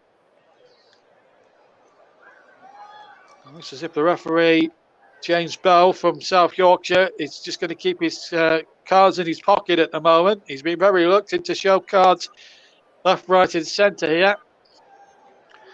And we'll be crossing again to Kieran in a few moments' time as well for more updates as soon as we get them. But it's Aluko with a free kick here in our featured commentary game, live on the TC Hub. And it's Ipswich with a free kick, 2 goals down as we come hurtling towards the halfway mark of the second half. We've had 64 and a half minutes here at the Dunes Hotel Stadium. Here comes the free kick from the right. Aluko, really poor free kick. And Barrow able to get it clear. It was Gordon who hooked it a bit up and underish, and it gives Penny a chance. But he's gone down a blind alley down the left-hand side, and Gordon has stolen the ball off him. Plays a very loose pass. It almost turned into a hospital pass, but here's a chance now for Barrow now to get on his bike. Aluko was pursuing him. It looks like he pushed him, but the ball was in play, and it's still with Banks. Banks now in the centre. Finds, that's going to be a card surely against Sam Morsey. It's definitely a free kick. Sam Morsey is going to be in the referee's notepad. Sam Morsey, that was petulant from the Ipswich skipper. Really poor there. That challenge did not have any interboard scored in that. So Morsey becomes the first player in the book. I can't help but say Morse code, can I? That's not a challenge that Inspector Morse would be proud of. There's certainly a shove there on Banks. And a free kick. It is there. We'll cross the Russ in a minute because there's been a chance in the Arsenal-West Ham game. But we'll see this free kick out. It's going to be Banks to take it. He scored in the opening round against Banbury. The ball now back with number 5, Platt. Platt gets the ball out to the far side. And here is Grayson. Grayson, a lovely ball, but he can't get in behind, and it's Wolfenden to pick up the ball, pick up the pieces. It's a throw-in to Barrow, and I think it's gone the other way. In fact, a free kick has been awarded. Right, let's get back to the Emirates Stadium quickly and just see who the chance fell to with Ross. Yes, thank you, JB. Fell to West Ham United through Jared Bowen. It was a super smashing great save from Aaron Ramsdale to keep him out after an effort from just outside the penalty area. It went behind for a corner, right flicked it on, but Arsenal managed to clear. Arsenal down the other end had a chance through Saka, which was blocked. They've just had a throw-in, Arsenal, but it was given as a foul throw, it looked like, by Tommy Asu, and in now West Ham have got to throw. So we played, which was 55 minutes gone. Arsenal 1, West Ham 0. Hey, listen, Russ, I do the Jimbo impressions around here. I don't know. Right, substitution. We're going to see Norwood off, and we're going to see Piggott on. So James Norwood has gone off, and Joe Piggott on. No relation to the great jockey Lester Piggott. Certainly doesn't evade his taxes, that's for sure. But anyway, we've had 67 minutes gone in this FA Cup replay. It's Barrow 2, Ipswich 0. The ball hooked away. Almost went on the roof of the small main stand on the far side. And there we go. There's been some substitutions down there at Brighton.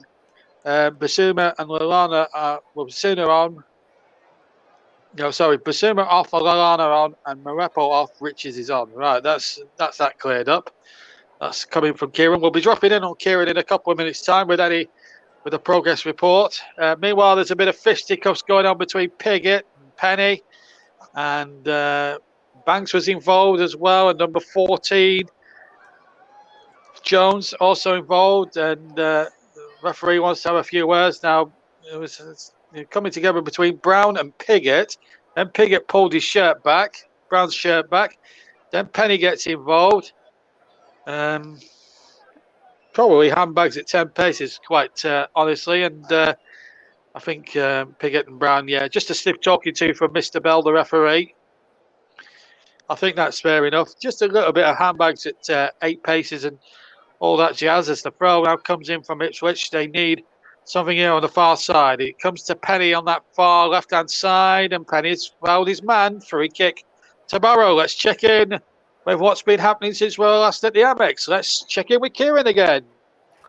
It's been a bit end-to-end. There's been a couple of penalty shouts, which, to be fair, weren't penalty shouts. Neves having probably about a 50, 60-yard run. It was a great run. Try crossing it in, comes off the top of the shoulder of the Brighton defender, so clearly not a handball. So no penalty shout there. And Brighton had one in the box probably about 2 minutes ago, going down holding his face, but that was quickly waved off, and VAR didn't even have a look at it. But Brighton are on the chance here. What can I do with this? It's picked up by Saiz and hit away.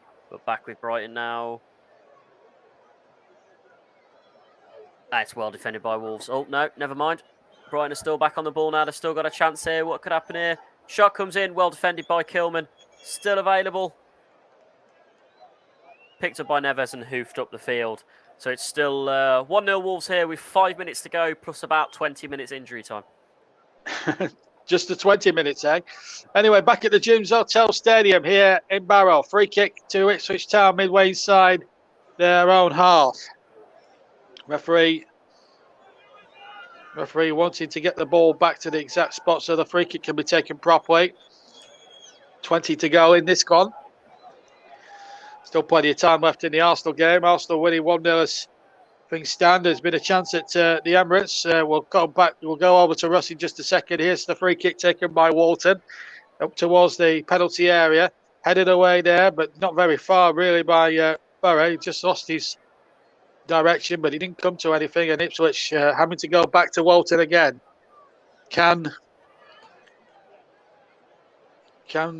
Ipswich find a way back now with 20 minutes left to play in this second round replay? As things stand, it's Barrow going to Barnsley on the 7th of January.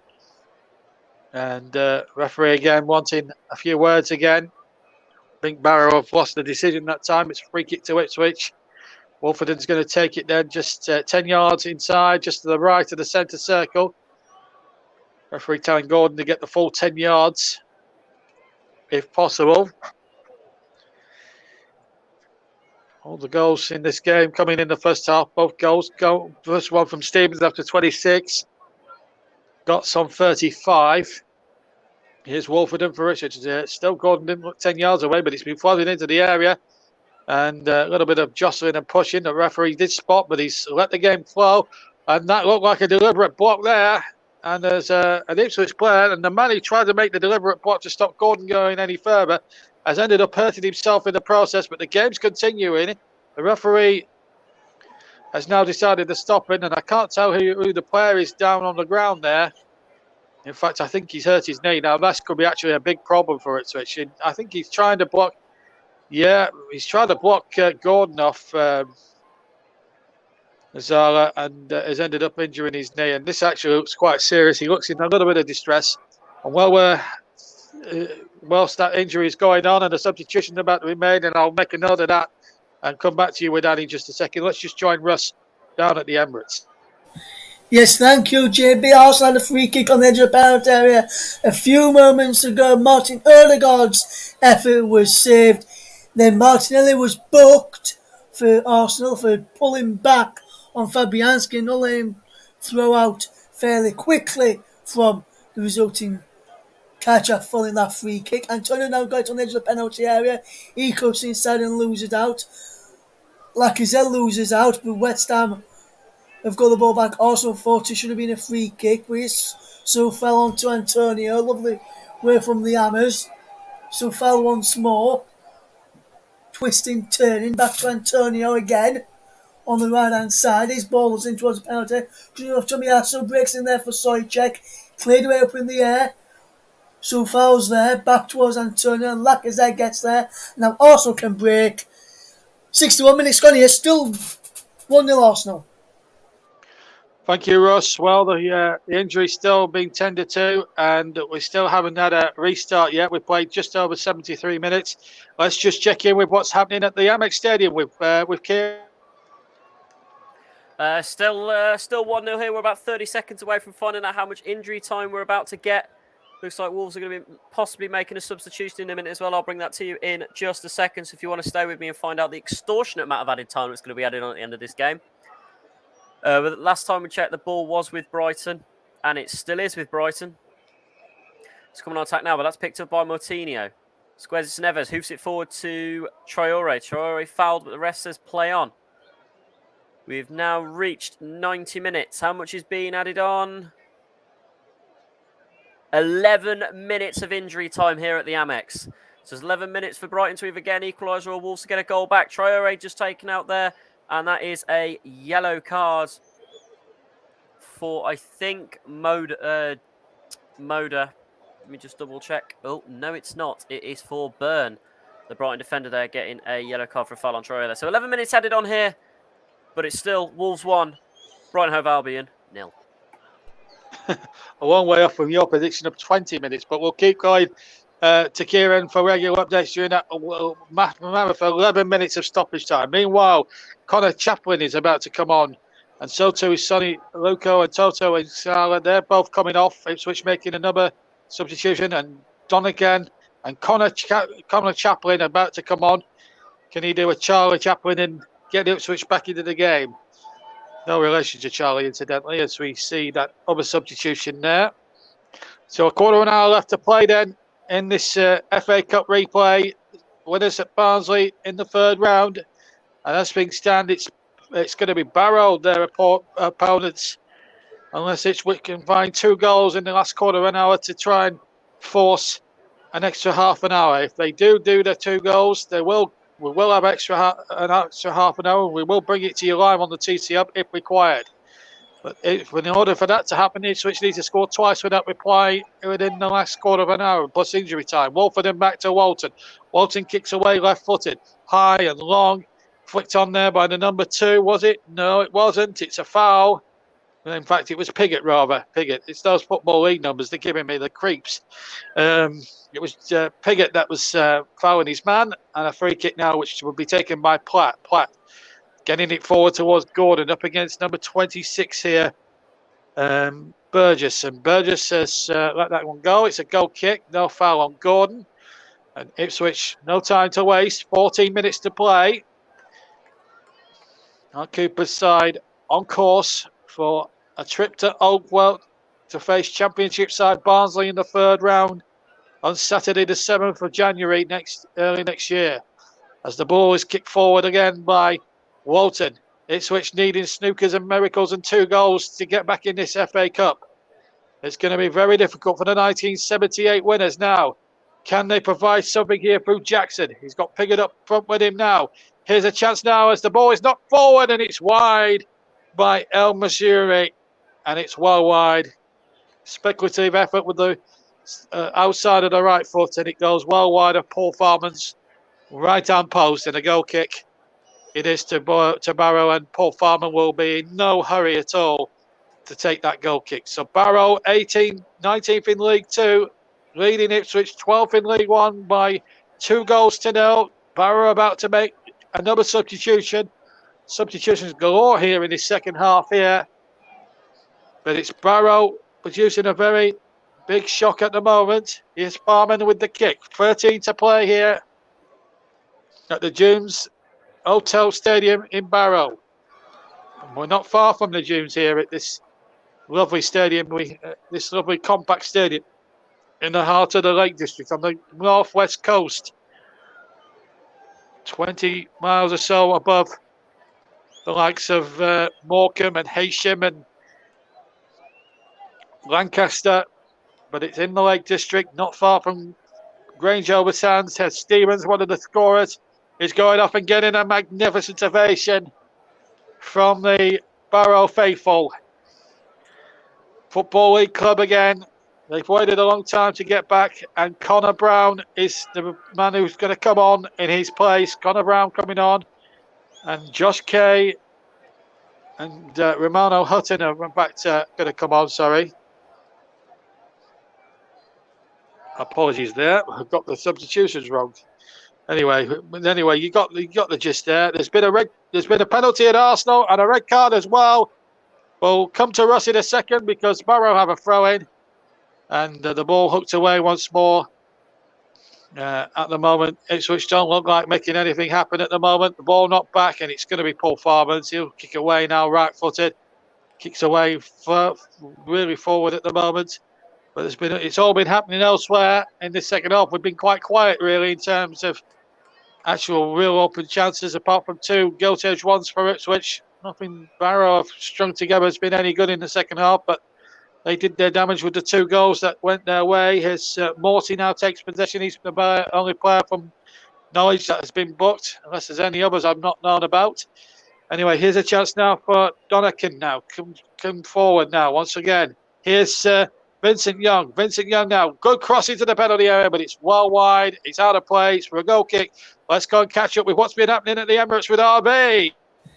Yes, thank you, JB. Arsenal lead by a goal to 0 still, and have just been awarded a penalty. Alexander Lacazette was fouled inside the penalty area on the follow through from Vladimir Kufal, who won the ball initially, then took him out on the follow through. The referee, Anthony Taylor, took a bit of time before pointing to the spot and then producing a second yellow and a red for West Ham right back Vladimir Kufal, who now walks off, and he wasn't happy with that. He walks to the dugout. It was David Moyes to give him an high five and having a word with the fourth official as well, Vladimir Kufal, saying he got the ball, which he did initially. It's the follow through which has caused him to be sent off, in my opinion. We'll get the penalty in a second. Is Alexander Lacazette steps up and is saved from Fabianski. Ball back in from Saka, headed away by Dawson. Headed back in by Tomiyasu, and he's headed away this time again. Wonderful scenes here in the Hemisphere for West Ham. We're down to 10 men, but still trailed by Dawson after a fantastic save from Lucas Fabianski. He gets the right away from Alexander Lacazette, and a fantastic save from the West Ham goalkeeper to palm it away to safety. West Ham still in this. It's Arsenal 1, West Ham United 0. Wow, what commentary that was. Josh Gordon now coming off for Barrow in the latest of changes here, substitutions. A great save from Fabianski. Kufal has been sent off for 2 yellows. It's all happening here on the TC Hub. Zanzala's now going to come on and have 9 minutes. We've played 81 minutes of this replay. Barrow, as things stand, are off to Barnsley in round number 3 on the 7th of January, as things stand. But it's all happening in the Premier League. We'll quickly check with Kieran how stoppage time, how that long period of stoppage time is going at the moment. Here come Barrow now looking to kill the game off. Time running out for Ipswich. As I say, 81 minutes have been played here in Barrow. But here's a chance now for Jackson. Ball behind him, but he keeps it on the right-hand side. Jackson has to cut back. And here's Donican now. Gets the ball back now to number 6, Wolfenden, who initially made a bit of a difference since coming on, but hasn't made too much since. And now the ball will break here for Stevens, and he goes for Gotts. He goes down, but the referee doesn't want to know. And off we go again. Stevens, of course, has been substituted. Meanwhile, a crossing from Penny, headed away by number 14, Jones, and it's going to be a throw-in to Ipswich Town, 3 yards from the quadrant on the far side, almost in line of the 6-yard area, actually. And it's going to be an Ipswich throw then. 2-0 they trail. They need Snookers to get back into this FA Cup second round replay. Al Missouri wins another throw-in. Penny will take it well. No, he's going to leave it. He's going to leave it now then. What can he cook up here? They need a goal from somewhere, Ipswich, to get themselves back into it. Here's a chance for Burgess. The cross comes into the penalty area. Piggott attacks it, but he's beaten to it in the air. Ball breaks inside the area, but it breaks for Paul Farman, who takes it comfortably. The relief on around the stadium here in Barrow is unpalpable. Let's see what's been happening at the Max in that mammoth 11 minutes of stoppage time. How's it going so far, Kieran? We've got 2 minutes left. We've just passed the 99-minute mark. I never see this in football ever, apart from when we're doing extra time. But it's been a bit of again, end-to-end again. A few shots here and there. Nothing really coming from anywhere. But we have done the stupid thing. We've conceded a free kick with 2 minutes to go. This usually is where it goes horribly wrong and we concede. But it was a foul by Leander Dendoncker, a little shove in the back. So it's going to be interesting to see what happens here. Just stay with me a second, John, as they set this up. 3 players run over the ball. Free kick taken straight at the face of Adama Traore. Doesn't seem phased and knocked straight out for a throw-in to Brighton. So 1 minute left now, and it's Brighton 0, Wolves 1 still. Thank you very much indeed. We'll be going back to Kieran for a full-time report in a minute. Here comes Ipswich now. Ball played into the area. Just couldn't find Jackson. It was a good idea, but Paul Farman, again, who's been in the walls tonight, mud on his jersey. Lovely ball in there. Penny's cross, just far too close to Paul Farman. Just needed a bit more on the cutback. And Jackson might have been in there, and Ipswich might have had a lifeline with 6 minutes to play here in Barrow. But at the moment, it's Barrow still heading through to the third round proper of the FA Cup to play Barnsley on Saturday, the 7th of January, 2022. Here come Ipswich now. The number 55 on the ball, Sam Morsey, gets the ball out now. Can Ipswich strike a late goal here and try and make this as interesting as possible? They need something now. Here's Vincent Young now. Chances here for a cross here, maybe, or Al Mashari. Will he have a go? Sam Morsey's going to have a try. Hits a defender. Comes to Piggott inside the area. Can Ipswich find something? Morsey out to Penny on this far right to left-hand side. And again, Stout. Barrow defending right on the line. And then the ball back in. And Paul Farman absolutely jumps on top of the ball. Takes it there. And there's been some late drama at Brighton. Here's Kieran again. It's typical Wolves. We're being stupid. We're fouling when we don't need to be fouling. It. Free kick at the edge of the box. Flew miles away, but Brighton goalkeeper came forward for it as well. But they've had another free kick on the other side of the box. We are now 42 seconds over the 11 minutes played stoppage time. Bear with me, this should be the last kick of the game. Can we just hold off and kick it away for the ref to blow full time? So in 2 seconds, it's taken. Whipped in. Headed away by Saiss. Picked up again on the edge of the box. Whipped in again. Well defended by Semedo. Whipped in again. Headed away by Dendoncker. Picked up again. Fabio Silva now with the ball, running with it. Passes up to Podence here, running down the left-hand side. What can Podence do with it? He's got Fabio Silva in the middle again. Oh, and it's a free kick to Wolves on the edge of the box. It's late, last-minute drama. We're now a minute over the allocated stoppage time. Come back to me, JB. Yes, well, thank you very much indeed. Whilst we were away, there was a chance for Salazar to make it 3, but the goalkeeper saved it. We're 3.5 minutes away from the end here. It's Connor Chaplin wins a throw-in for Ipswich. Midway side, the Barrow half. Banks tangling with his man. Looks like his shot was pulled. Advantage is played by referee James Bell. Here's Chaplin again. Can he find something in the bag here? Finds Morsey. Now the ball out to Vincent Young. Here's a good cross. It wasn't a good cross from Vincent Young. He'll get a second bite of the cherry. Ball into the area. Piggott attacks him, but it hits it into the ground. And Paul Farman, not for the first time, Gabber's on the loose ball. He takes the ball. And again, Barrow survived all this constant Ipswich pressure. But Paul Farman, whatever he's had to do, he's done it well. And that has been a terrific performance. And let's get a full-time report now The game is finished. It's between Wolves and Brighton. Let's get a full-time report last of the night from Kieran. We've done it. We've finally beaten Brighton in a top-flight game at the Amex. We haven't done this for many years, but it's finally finished after we did a bit of time wasting in the corner to try and keep the ball out. But it's finished here at the Amex. Wolves 1, Brighton 0. A fantastic effort by the old gold and black boys, my team, Wolverhampton Wanderers. A valiant effort by Brighton at the end there to try and get a last-minute equaliser, but nothing came to it. Commiserations to them. Wolves are flying high. 3 points. It's what we've needed after the past few results. A fantastic game overall, end to end. I can't complain. Got a bit boring at times, but I can't complain. We've won a game, haven't we? It's about time. Final score here at the Amex. It's Wolves 1, Brighton 0. Our first top flight win in the Amex. Yeah, so well done to Wolves. It also finished 2-2 at Selhurst between Crystal Palace and Southampton. So the points shared at Selhurst.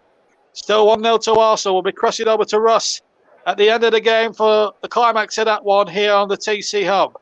Unless there's been any significant incidents, as Gotts has been injured and one or two of the Ipswich players while we were away were having a few words to say. There was a little bit of pushing and shoving again, more handbags at 10 paces than anything else. Meanwhile, Ipswich, what's happening here? The referee has decided on the drop ball. It's back in the possession of Paul Farman, who picks the ball up inside the area. Piggott came to close him down, but Farman now. We've played 89 minutes, and I've got to choose a player of the match. And I'm going to go for Paul Farman, the goalkeeper, whose goalkeeping in the second half has been the catalyst, really. Although the damage was done, and there might be a chance of a third inside the penalty area. And Zanazar was there, but he couldn't finish it off. So let me just finish. That was almost a calamity from the other goalkeeper for Ipswich. And that would have wrapped it up there for sure. Him and Burgess got into a bit of a tangle. Yeah, Paul Farman is the player of the match, sponsored by Commentary Services. He's kept goal really well. It's made some good saves when it mattered, but of course Barrow did the damage in the first half. But Farman has kept that 2-goal buffer well intact in the second, and he's played really well. We've got 6 added minutes, incidentally, at the end of this game. 6 added minutes. So we might just have get a quick report in from Russ, and then he'll take over for the rest of the programme. Ball into the area. Header one. Oh, this is a brilliant save from Farman, didn't I? Piggott. And that is a brilliant save. And that might seal Barrow's smashing surely now through to the third round. That's a brilliant save down away to his left-hand side. The ball knocks into the penalty area. They all queuing up in the back here in black for Ipswich. But it's hooked away by the blue and white of Barrow. But Paul Farman underlining why I've chosen him as player of the match. That was a smashing save. Piggott thought he got beat back to 2-1, but he didn't reckon on Paul Farman. Duncan now with a throw-in for Ipswich. Into the area it goes. Desperate defending now from Barrow. Morsey heads it forward. Piggott's there too. And then the ball knocked away once again. Oh, this is fantastic stuff here. It's really picked up in the closing stages of this second half, hasn't it? Ball knocked forward, and here's a chance for Banks, the captain. He goes away from Morsey, who brings him down, of course. Now, what does the referee give here? Goal kick, I think, is the reward. And Morsey's got to be careful because he's already on a yellow card, of course. We played a minute and 21 of the 6 minutes. Let's just quickly check in with a progress report from Russ on the Arsenal game. Yes, JB, it is still Arsenal 1, West Ham United 0. Emile Smith-Rowe came off of the bench. She had a shot which was saved by Fabianski in the West Ham goal. Martinelli coming down the left-hand side, barged over and barged in the back by Mikel Antonio, who's gone to right back. Sees the red card for Vladimir Soufal. West Ham still trailed by a goal to 0. And Arsenal have just got a free kick. We're approaching the final 10 minutes of the match here. It's Arsenal 1, West Ham United 0. Thank you, Russ. And we'll be going straight over to Russ for the climax as soon as we're done here in Barrow. 2-0.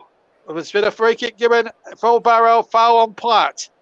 And Paul Farman, who's our player of the match, is going to take the free kick midway inside the Barrow half.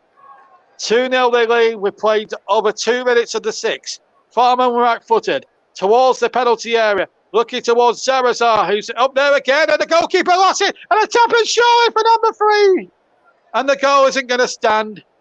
Well, I thought Kay had knocked in number 3 then, but he hadn't. There was a foul there on Walton. Let's have a look. Did he have 2 hands on the ball? Or maybe a handball, maybe? Tell you what, if he's given it for a foul on the goalkeeper, it looks a very soft decision. I think strikers should be allowed to climb with the goalkeeper, although Walton didn't like the challenge one bit, but there was a case in point. The goal didn't stand, and Ipswich have a corner. We've had half the 6 minutes. And Banks has conceded this corner. It's all happening here. We'll be crossing to Russ as soon as this match is finished for the climax of Arsenal against West Ham. West Ham down to 10 men, trailing 1-0. But Fabianski is saved from Lacazette from the penalty spot. It's all been happening everywhere tonight in the Premier League. 2-2, it finished at Selhurst. 1-0 to Wolves in Kieran's game earlier on tonight. And as well, we're as well here, and of course 1-0 to Arsenal. An old phrase, that one. And here in the cup, it's 2-0 to Barrow. Ipswich looking to get forward again. They need 2 goals in 2.25 minutes to seal extra time, or potentially take it to extra time. And if we do get 2 goals in that time, it doesn't look highly likely, to be fair, then we will be taking extra time. But it doesn't look as if we're going to have extra time at this stage in the proceedings. Wolves 1, Brighton 0. That was a full-time score.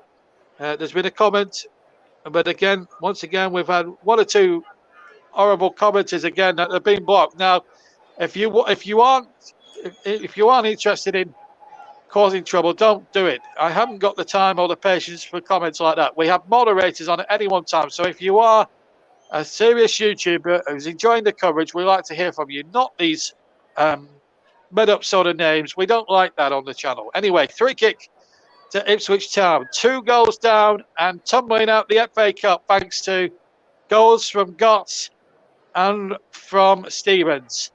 Paul Farman has made some excellent interventions as well. Robbie Gotts getting another standing ovation from his fantastic crowd here at Barrow this evening. He's had a good match. He's had a decent match. Just pipped at the post for the man of the match award from us. But he's certainly played his part in a terrific Barrow performance. Mark Ellis is now on for the last few seconds.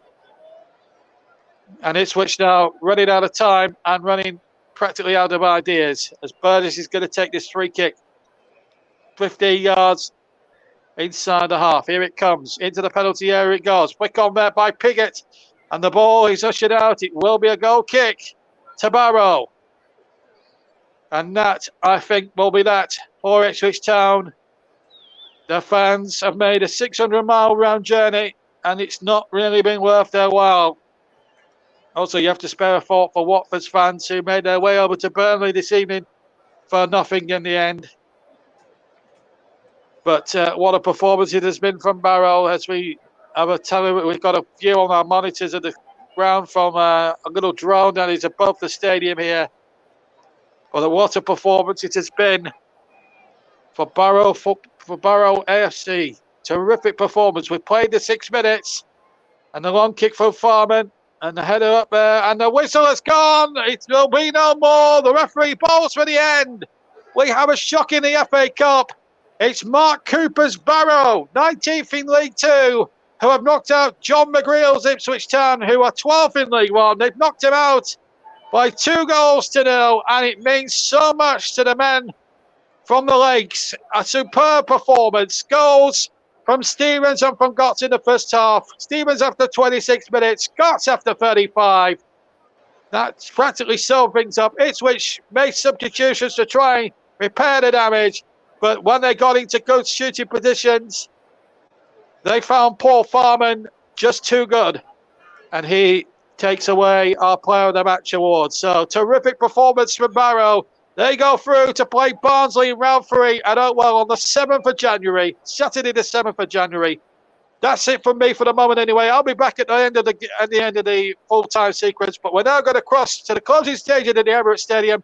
Arsenal, remember, leading 1-0 against West Ham. West Ham down to 10 men. Lacazette's had a penalty save. And to take you through to the end of the game, I'll be back shortly, but to take you through to the end of the game, here's Ross Vernon.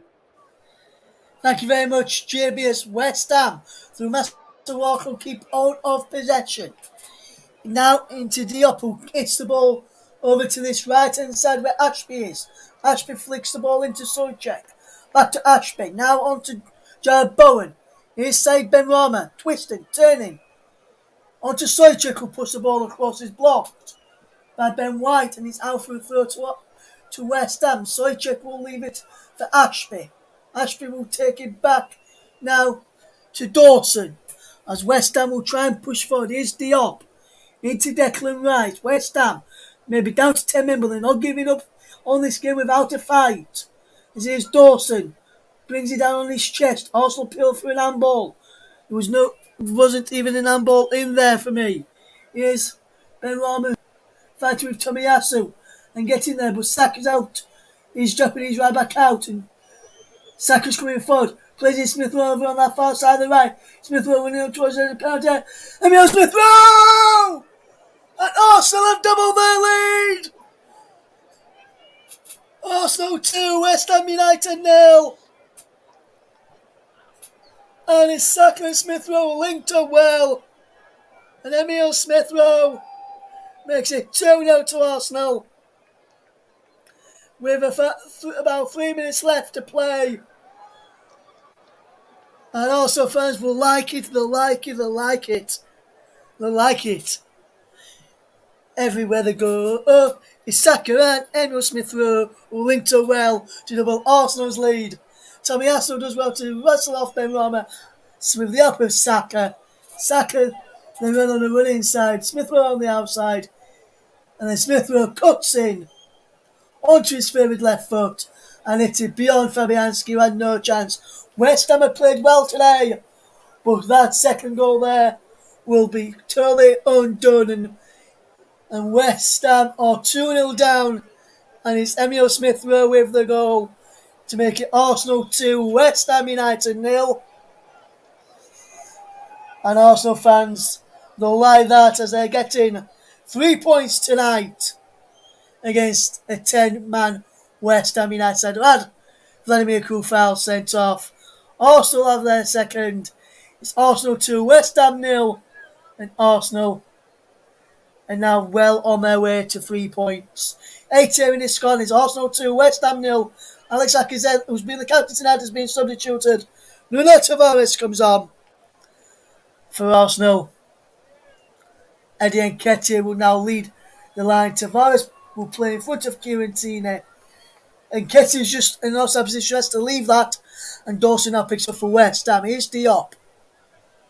West Ham were so close to try and get back in a few moments ago, but they now find themselves 2-0 down.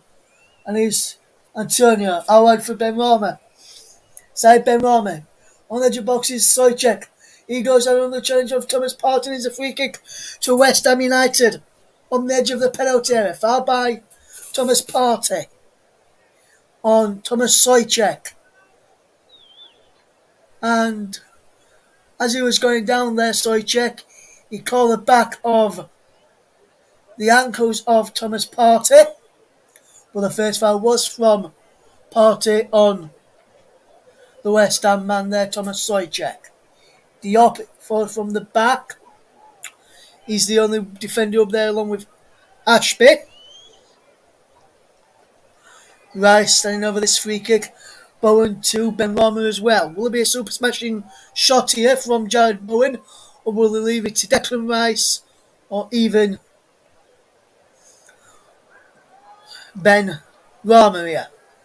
There's a draft excluder on the floor for Arsenal in case they decide to go low. It's Emil Smith Rowe, and he goes into the wall from Ben Rama. Now it's Ashby. Back it goes to Dawson, who's been forced backwards. He turns just inside his own half. Down the right hand side it goes. Here's Ashby. Controls well with his right foot. Inside to Jared Bowen. Lovely run from Jared Bowen in towards the penalty area. Headed away nicely there. Here's Nketiah. And Nketiah will play the ball back to Tierney, who can clear long. Saka closing down Declan Rice and putting Rice under pressure. as we enter 5 minutes of stoppage time. The player of the match in our game here at the Emirates will have to go to... I'm not sure at the moment. That's before we finish though, as is Tomiyasu for Arsenal, keeping possession well. Here's Ben White, who's a contender for that player of the match, as to his Gabriel, as to his Tini. So there's been a number of Arsenal players who's worthy of the player of the match in our second of our other featured matches tonight from the Premier League. Here's a lovely ball out to Nuno Tavares. Tavares can't keep the ball in play. West Ham will clear. Here's Xhaka. Now for Tierney. Thomas Partey. Now Tomiyasu. Smith Rowe. Tomiyasu. Here's Saka. Smith Rowe. Saka and Smith Rowe combining again. Tomiyasu now. Here's Partey. And also, believe they're just having a party at the moment. Just knocking the ball round at ease. Tierney. Into Tavares. And it's not been a super smashing great performance from West Ham this evening.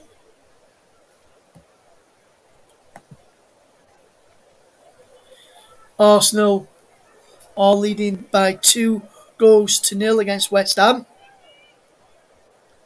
Here is Nketiah onto Thomas Partey. Partey across into the path of Tomiyasu. Now Smith Rowe. Saka. Tomiyasu, Partey. Towards Saka, giving away to Diop. And now Diop can come forward, but giving away is Xhaka. Smith Rowe, Xhaka again. And Xhaka goes for goal and he's over the top. From just outside the penalty area from Granit Xhaka. And Arsenal leading by 2-0 in the Premier League against West Ham United. And Bukayo Saka, who's played well today, is another candidate for our man of the match award. We'll give it, I'll announce it in about a minute or so. Here is Tavares, Xhaka, Gabriel, Thomas Partey. Good running from Partey into Smith Rowe. Now Partey again, just inside the West Ham half. Into Smith Rowe and Nketiah. On the edge of the penalty area. Now how wide it goes to Tavares. Coutinho on the outside of him, and the player of the match in the Arsenal West Ham game has gone to Kieran Tierney. He has played well for Arsenal and left back tonight. The Arsenal man. Mikel Arteta watching on, so too David Moyes. And Nketiah wins the ball back on the edge of the penalty area now for Arsenal. Here is Thomas Partey. Smith Rowe giving the ball away. Here's Declan Rice. Rice coming forward. Ashby. Dawson, who gets there after Sojek slips. Fabianski clears away. Right footed. Benrahma wins the header. Xhaka flicks the ball back. Gabriel slices it over the head of Bowen, who's not been super smashing or great really for West Ham today. Here's Saka into penalty area. Saka across towards Smith Rowe. As now Emile Smith Rowe holds up into Nketiah, twisting, turning against Diop. Eddie Nketiah loses out again.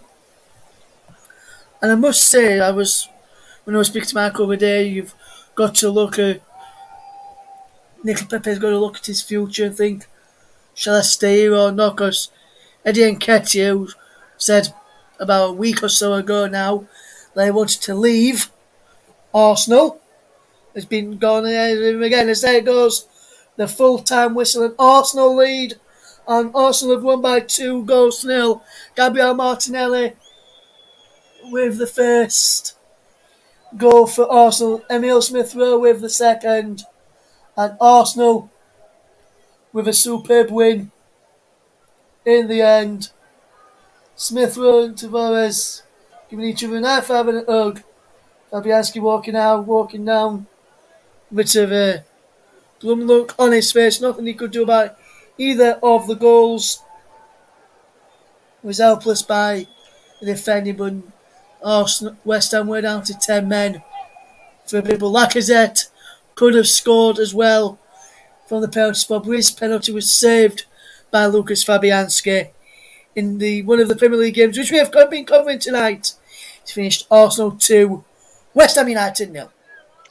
Thank you very much, Russ, and stay with us, and Kieran as well. Let's digest all the football action before we leave you. We stay with you till 10 o'clock tonight. This is JB, John Stuttard.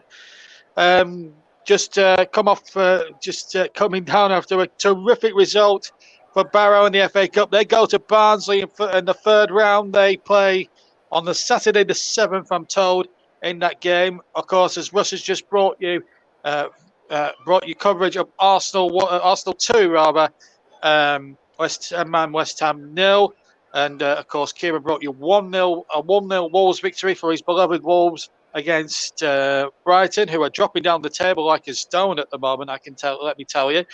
And in the other game that we didn't have a reporter at, it finished 2-2 in what sounded like a high quality game between Crystal Palace and Southampton at Selhurst Park. And of course, as you know, Burnley against Watford was postponed because of a certain COVID outbreak, which Burnley were not told about until 15 minutes to 5 this afternoon. Apparently, discussions between the Premier League and Watford were ongoing since 2 o'clock this afternoon.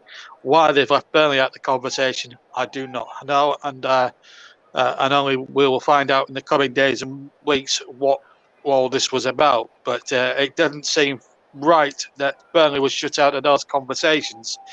It's frustrating when you're the home team, you're hosting a team that's coming to play you, and then that sort of thing happens. But I'm sure we'll hear a lot more about it. Whether or not they were actual COVID cases, we do not know. But anyway, you'll see my thoughts on JB Sports, an earlier video that we did.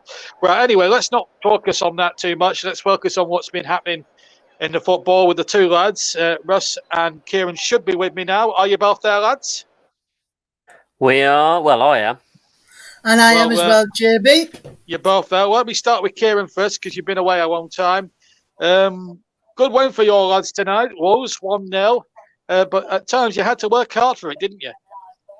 Oh, yes, definitely. It's Brighton are one of our toughest teams. I'm just going to bring up some stats if you bear with me 2 seconds. But no, go for it. It was a very interesting game. I mean, that's our first top flight victory at the Amex for a very, very long time, or it possibly could be our very first top flight win at the Amex.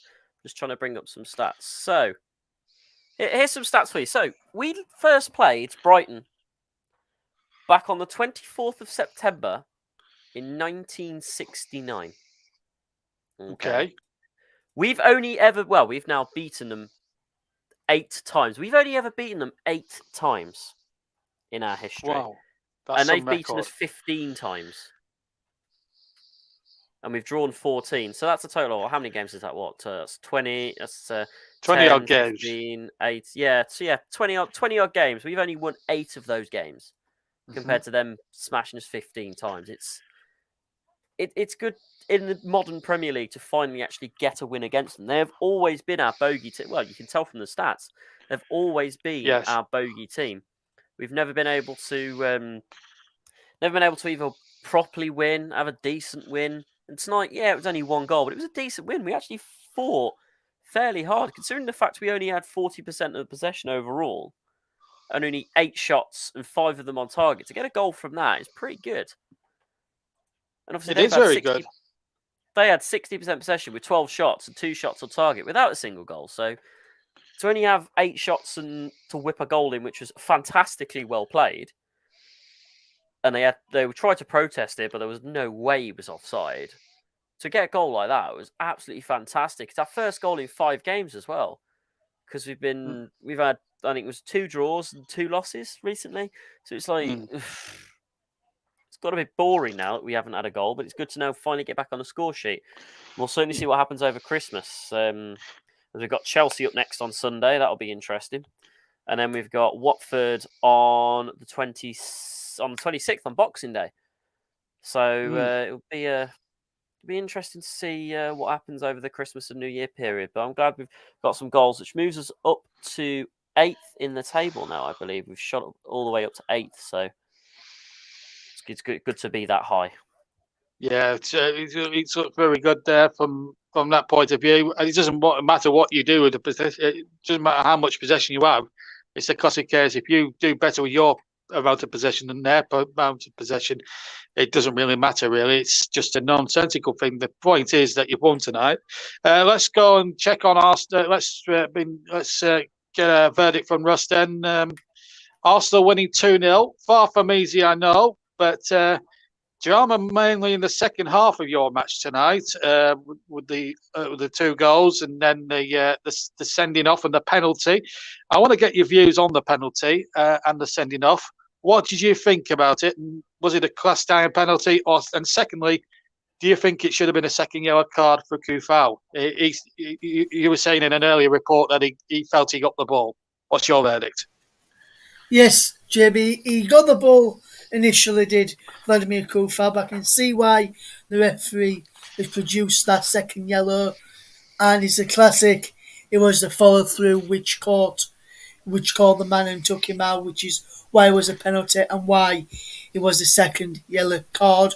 We did win the ball, but like a lot of people, you go in for a challenge and then you can't stop your momentum going through, and I feel like it was that sort. So I probably wouldn't have booked him and said, give me a second yellow and sent him off, and I probably wouldn't have given a penalty, but I can see why the referee Anthony Taylor did. Got a bit of stats as well, like Kim was just done from his game, and in my game, Arsenal 57% possession to West Ham's 43 in total. Arsenal had 21 shots in the game, West Ham had 7. 8 on target for Arsenal, 1 on target for West Ham in this game tonight.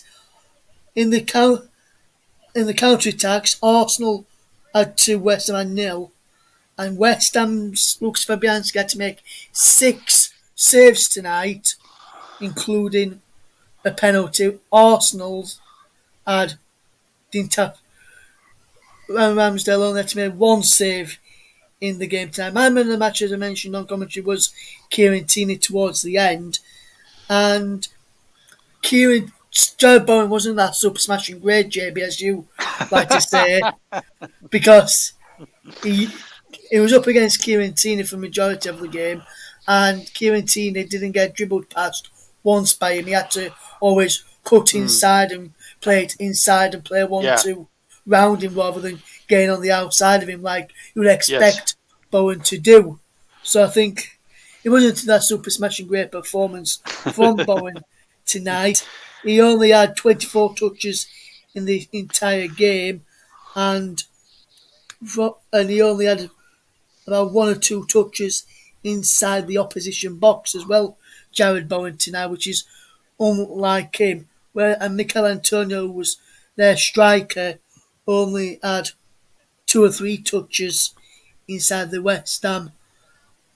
Arsenal half. He had 43 touches in total, but only 2 or 3 of those was inside the Arsenal penalty area. The rest was outside the box, so they didn't really utilise those 2 as much as they can. Arsenal have now gone above West Ham into the top 4. They're now on 29 points. West Ham on 28. They're a point behind Arsenal and a point above Man United, but Man United have a game in hand over both of those, and Man United could end up going into the top 4 with a win in their game if they win their game in hand against Brentford at the weekend when that ever gets replayed. West Ham, after their defeat tonight, they will look to bounce back against Norwich at the weekend before they play Tottenham in the EFL Cup. next Wednesday in a week's time before playing Southampton at home on Boxing Day before Watford away on the 28th before the start the new year with a trip to Crystal Palace. As for Arsenal, their next few matches, just to let listeners know, they next up for them there's a trip to Leeds United at the weekend before a game against Sunderland in midweek. They've then got Arsenal on Boxing Day, Wolves on the 28th, and they start the new year at the Emirates against Manchester City. Well, there we go. There we are.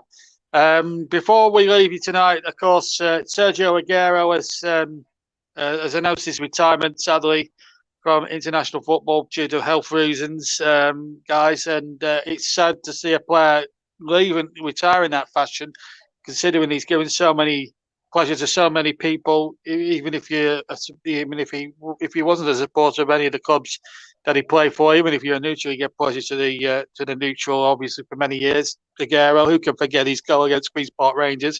I'd like to ask you for a memory each about Sergio Aguero, because he was a super player, really was an excellent player in those at that time. But give me I'll start with Kieran first. Sum him up in a few words. Aguero's legacy. Aguero. Sorry. Obviously, apart from that fantastic winning goal in 2012, he's a top player. We're gonna lose a really well. I say we're gonna lose. We have lost a really good player. It was always fun to come up against him in the Premier League, even though unfortunately last time we played with Aguero playing, he was taken off after 5 minutes because Edison decided to get himself sent off. And that was a great game. I remember that. I remember doing that game for JB Sports it was 2 years ago, actually. Yeah, I was there. I enjoyed every minute of it. It was one of the best games I've ever commentated on, actually. Funnily, the funny thing is about that, it was one of the greatest games I commentated on. I still listen to it back now, and I still think faultless commentary. Mate. And I went ballistic when Doherty scored the winner. I've never gone as ballistic as that, because of the Wolves comeback and everything. But he'll be sadly missed. Let's just say I celebrated that hard I nearly broke my leg. I'll take your word for it on that. Thanks, Kieran, for the minute. Russ, how do you, again in a few short words, how do you sum up Sergio Aguero's legacy as a footballer? Only one thing, like you did, Aguero! You know I'm going to wake up with nightmares all this tomorrow night, don't you? You know what I mean? Yeah, I've just got a few stats here regarding Sergio Aguero. He was the fourth highest scoring player in Premier League history with 184 goals in 275 games, only behind Alan Shearer, who got 260, Rooney 208, and Andy Cole with 187. He's also the league's highest scoring overseas player, having registered 9 more goals than Thierry Henry, who got 175. Aguero scored every 108 minutes in the Premier League, comfortably the best rate in the competition's history. Indeed, he could play another 2,520 minutes, 28 games of Premier League football without scoring, and will have still been the best minutes per goal ratio of any top 5 player with more than 20 goals. In his entire career, he got 18 hat-tricks, including 12 in the Premier League, which is a record in English top flight. He scored 20-plus goals in all competitions in 12 of the 13 campaigns between 2007 and 2007-8 and 2019-20, reaching 30 or more on 5 separate occasions during his time at Manchester City. He scored 36 goals for Man City in the Champions League, which is a joint highest total a player has registered for an English side in the competition's history, along with former Chelsea striker Didier Drogba. He found the net against 128 different opponents, including, and I'm going to give you some top clubs in here, Barcelona, Real Madrid, Bayern Munich, Chelsea, Liverpool and Manchester United. There were 16 years and 332 days between Aguero's first career goal in November 2004 for Independiente in his homeland of Argentina and his final strike for Barcelona against Real Madrid in October 2021. His last ever goal was in El Clasico. So that's just some of the stats from Sergio Aguero as well. And Leroy, I've got an update here from Leroy Sané, a quote from Leroy Sané about Sergio Aguero. He says, "A true legend of the game. It was an honour to play with you, Sergio. I wish you all the best for your future." And then posted a photo of him and Man City when they won the Carabao Cup when both players was at the Etihad. Thank you very much, Ryan. That's a few words. I got more than I'm asking for there, Russ. Thank you, Russ. Thank you, Kieran, for your contributions tonight. It's been amazing. We've had a terrific night of Premier League and football, Premier League and FA Cup action. Let me just run through most of the results because we've had a few results around the countries before I wrap up tonight. Let me give you the results then. Brighton 0, Wolves 1. Burnley, Brentford, you know, it's been postponed. Palace 2, Southampton 2, Arsenal 2, West Ham 1. West Ham 0, rather. Rangers 2, St Johnstone 0. This is in Scotland. And Ross County 1, Celtic 2. In the Women's Champions League, Barcelona 5, Hull Women 0, Hoffenheim Ladies 4, Arsenal 1. Bayern Munich 4, Benfica 0, Lyon 4, Häcken Women 0. In the FA Cup, our commentary game, it finished Barrow 2, Ipswich 0. Barrow now played Barnsley in round 3. And in the Copa del Rey, Anderlecht 1, Sevilla 1 after extra time, Seville 1 on penalties. Rayo Vallecano 3-1 at Becandantos. Real Sociedad have won at Zamora by 3-0. Legania's 1 at Cultural 3-2. Castellón 1, Cartagena 2. Ponferrada 2, Ibiza 1 after extra time. Real Valladolid 3, Las Palmas 1. Sporting Eon 2, Alcoron 1. Atletico Salguento, I don't know how you pronounce that. Anyway, they scored 1. Villarreal got 7 of them. Tenerife 1, Eibar 2, and Els Crew 1-0 against Uniastas. In the Bundesliga, Mönchengladbach 2, Frankfurt 3, Berlin 0, Freiburg 0, Leverkusen 2, Hoffenheim 2, Borussia Dortmund 3, Gruppe Ferb 0, and Heusberg 1, Red Bull Leipzig 1. In the Coppa Italia, Verona 3, LS Verona 3, Empoli 4, Cagliari 3, Cittadella 1, and Fiorentina 2, Benevento 0. And that brings you practically up to date and to the end of another fast-moving TCL production with JB Sports, JDAT Football, Storm FM, Periscope, and of course TCM2 and Storm FM. We've also been on Twitter and Twitch as well. I hope you very much enjoyed it. Don't forget to keep checking out our Twitter feed. Keep coming on our Facebook page. Keep liking our Facebook pages at www.facebook.com/the commentary. We'll be back at the weekend for more Premier League action. We'll announce which games we're going to be covering in due course. But for myself, Russ and Kieran, I hope you've enjoyed our programme tonight. It's been a terrific night. Wins for Wolves, win and Arsenal in the Premier League. Palace and Southampton share the points. And Barrow pull off a knockout the 1978 winners Ipswich by knocking it with 2 goals in 9 minutes from Gotts and from Stevens to knock 1978 winners Ipswich out at the second round stage. 2-0. They go to Barnsley in round 3. From myself, Russ, and Kieran, I bid you a very good night, and we'll see you at the weekend. Good night from us all. Bye-bye.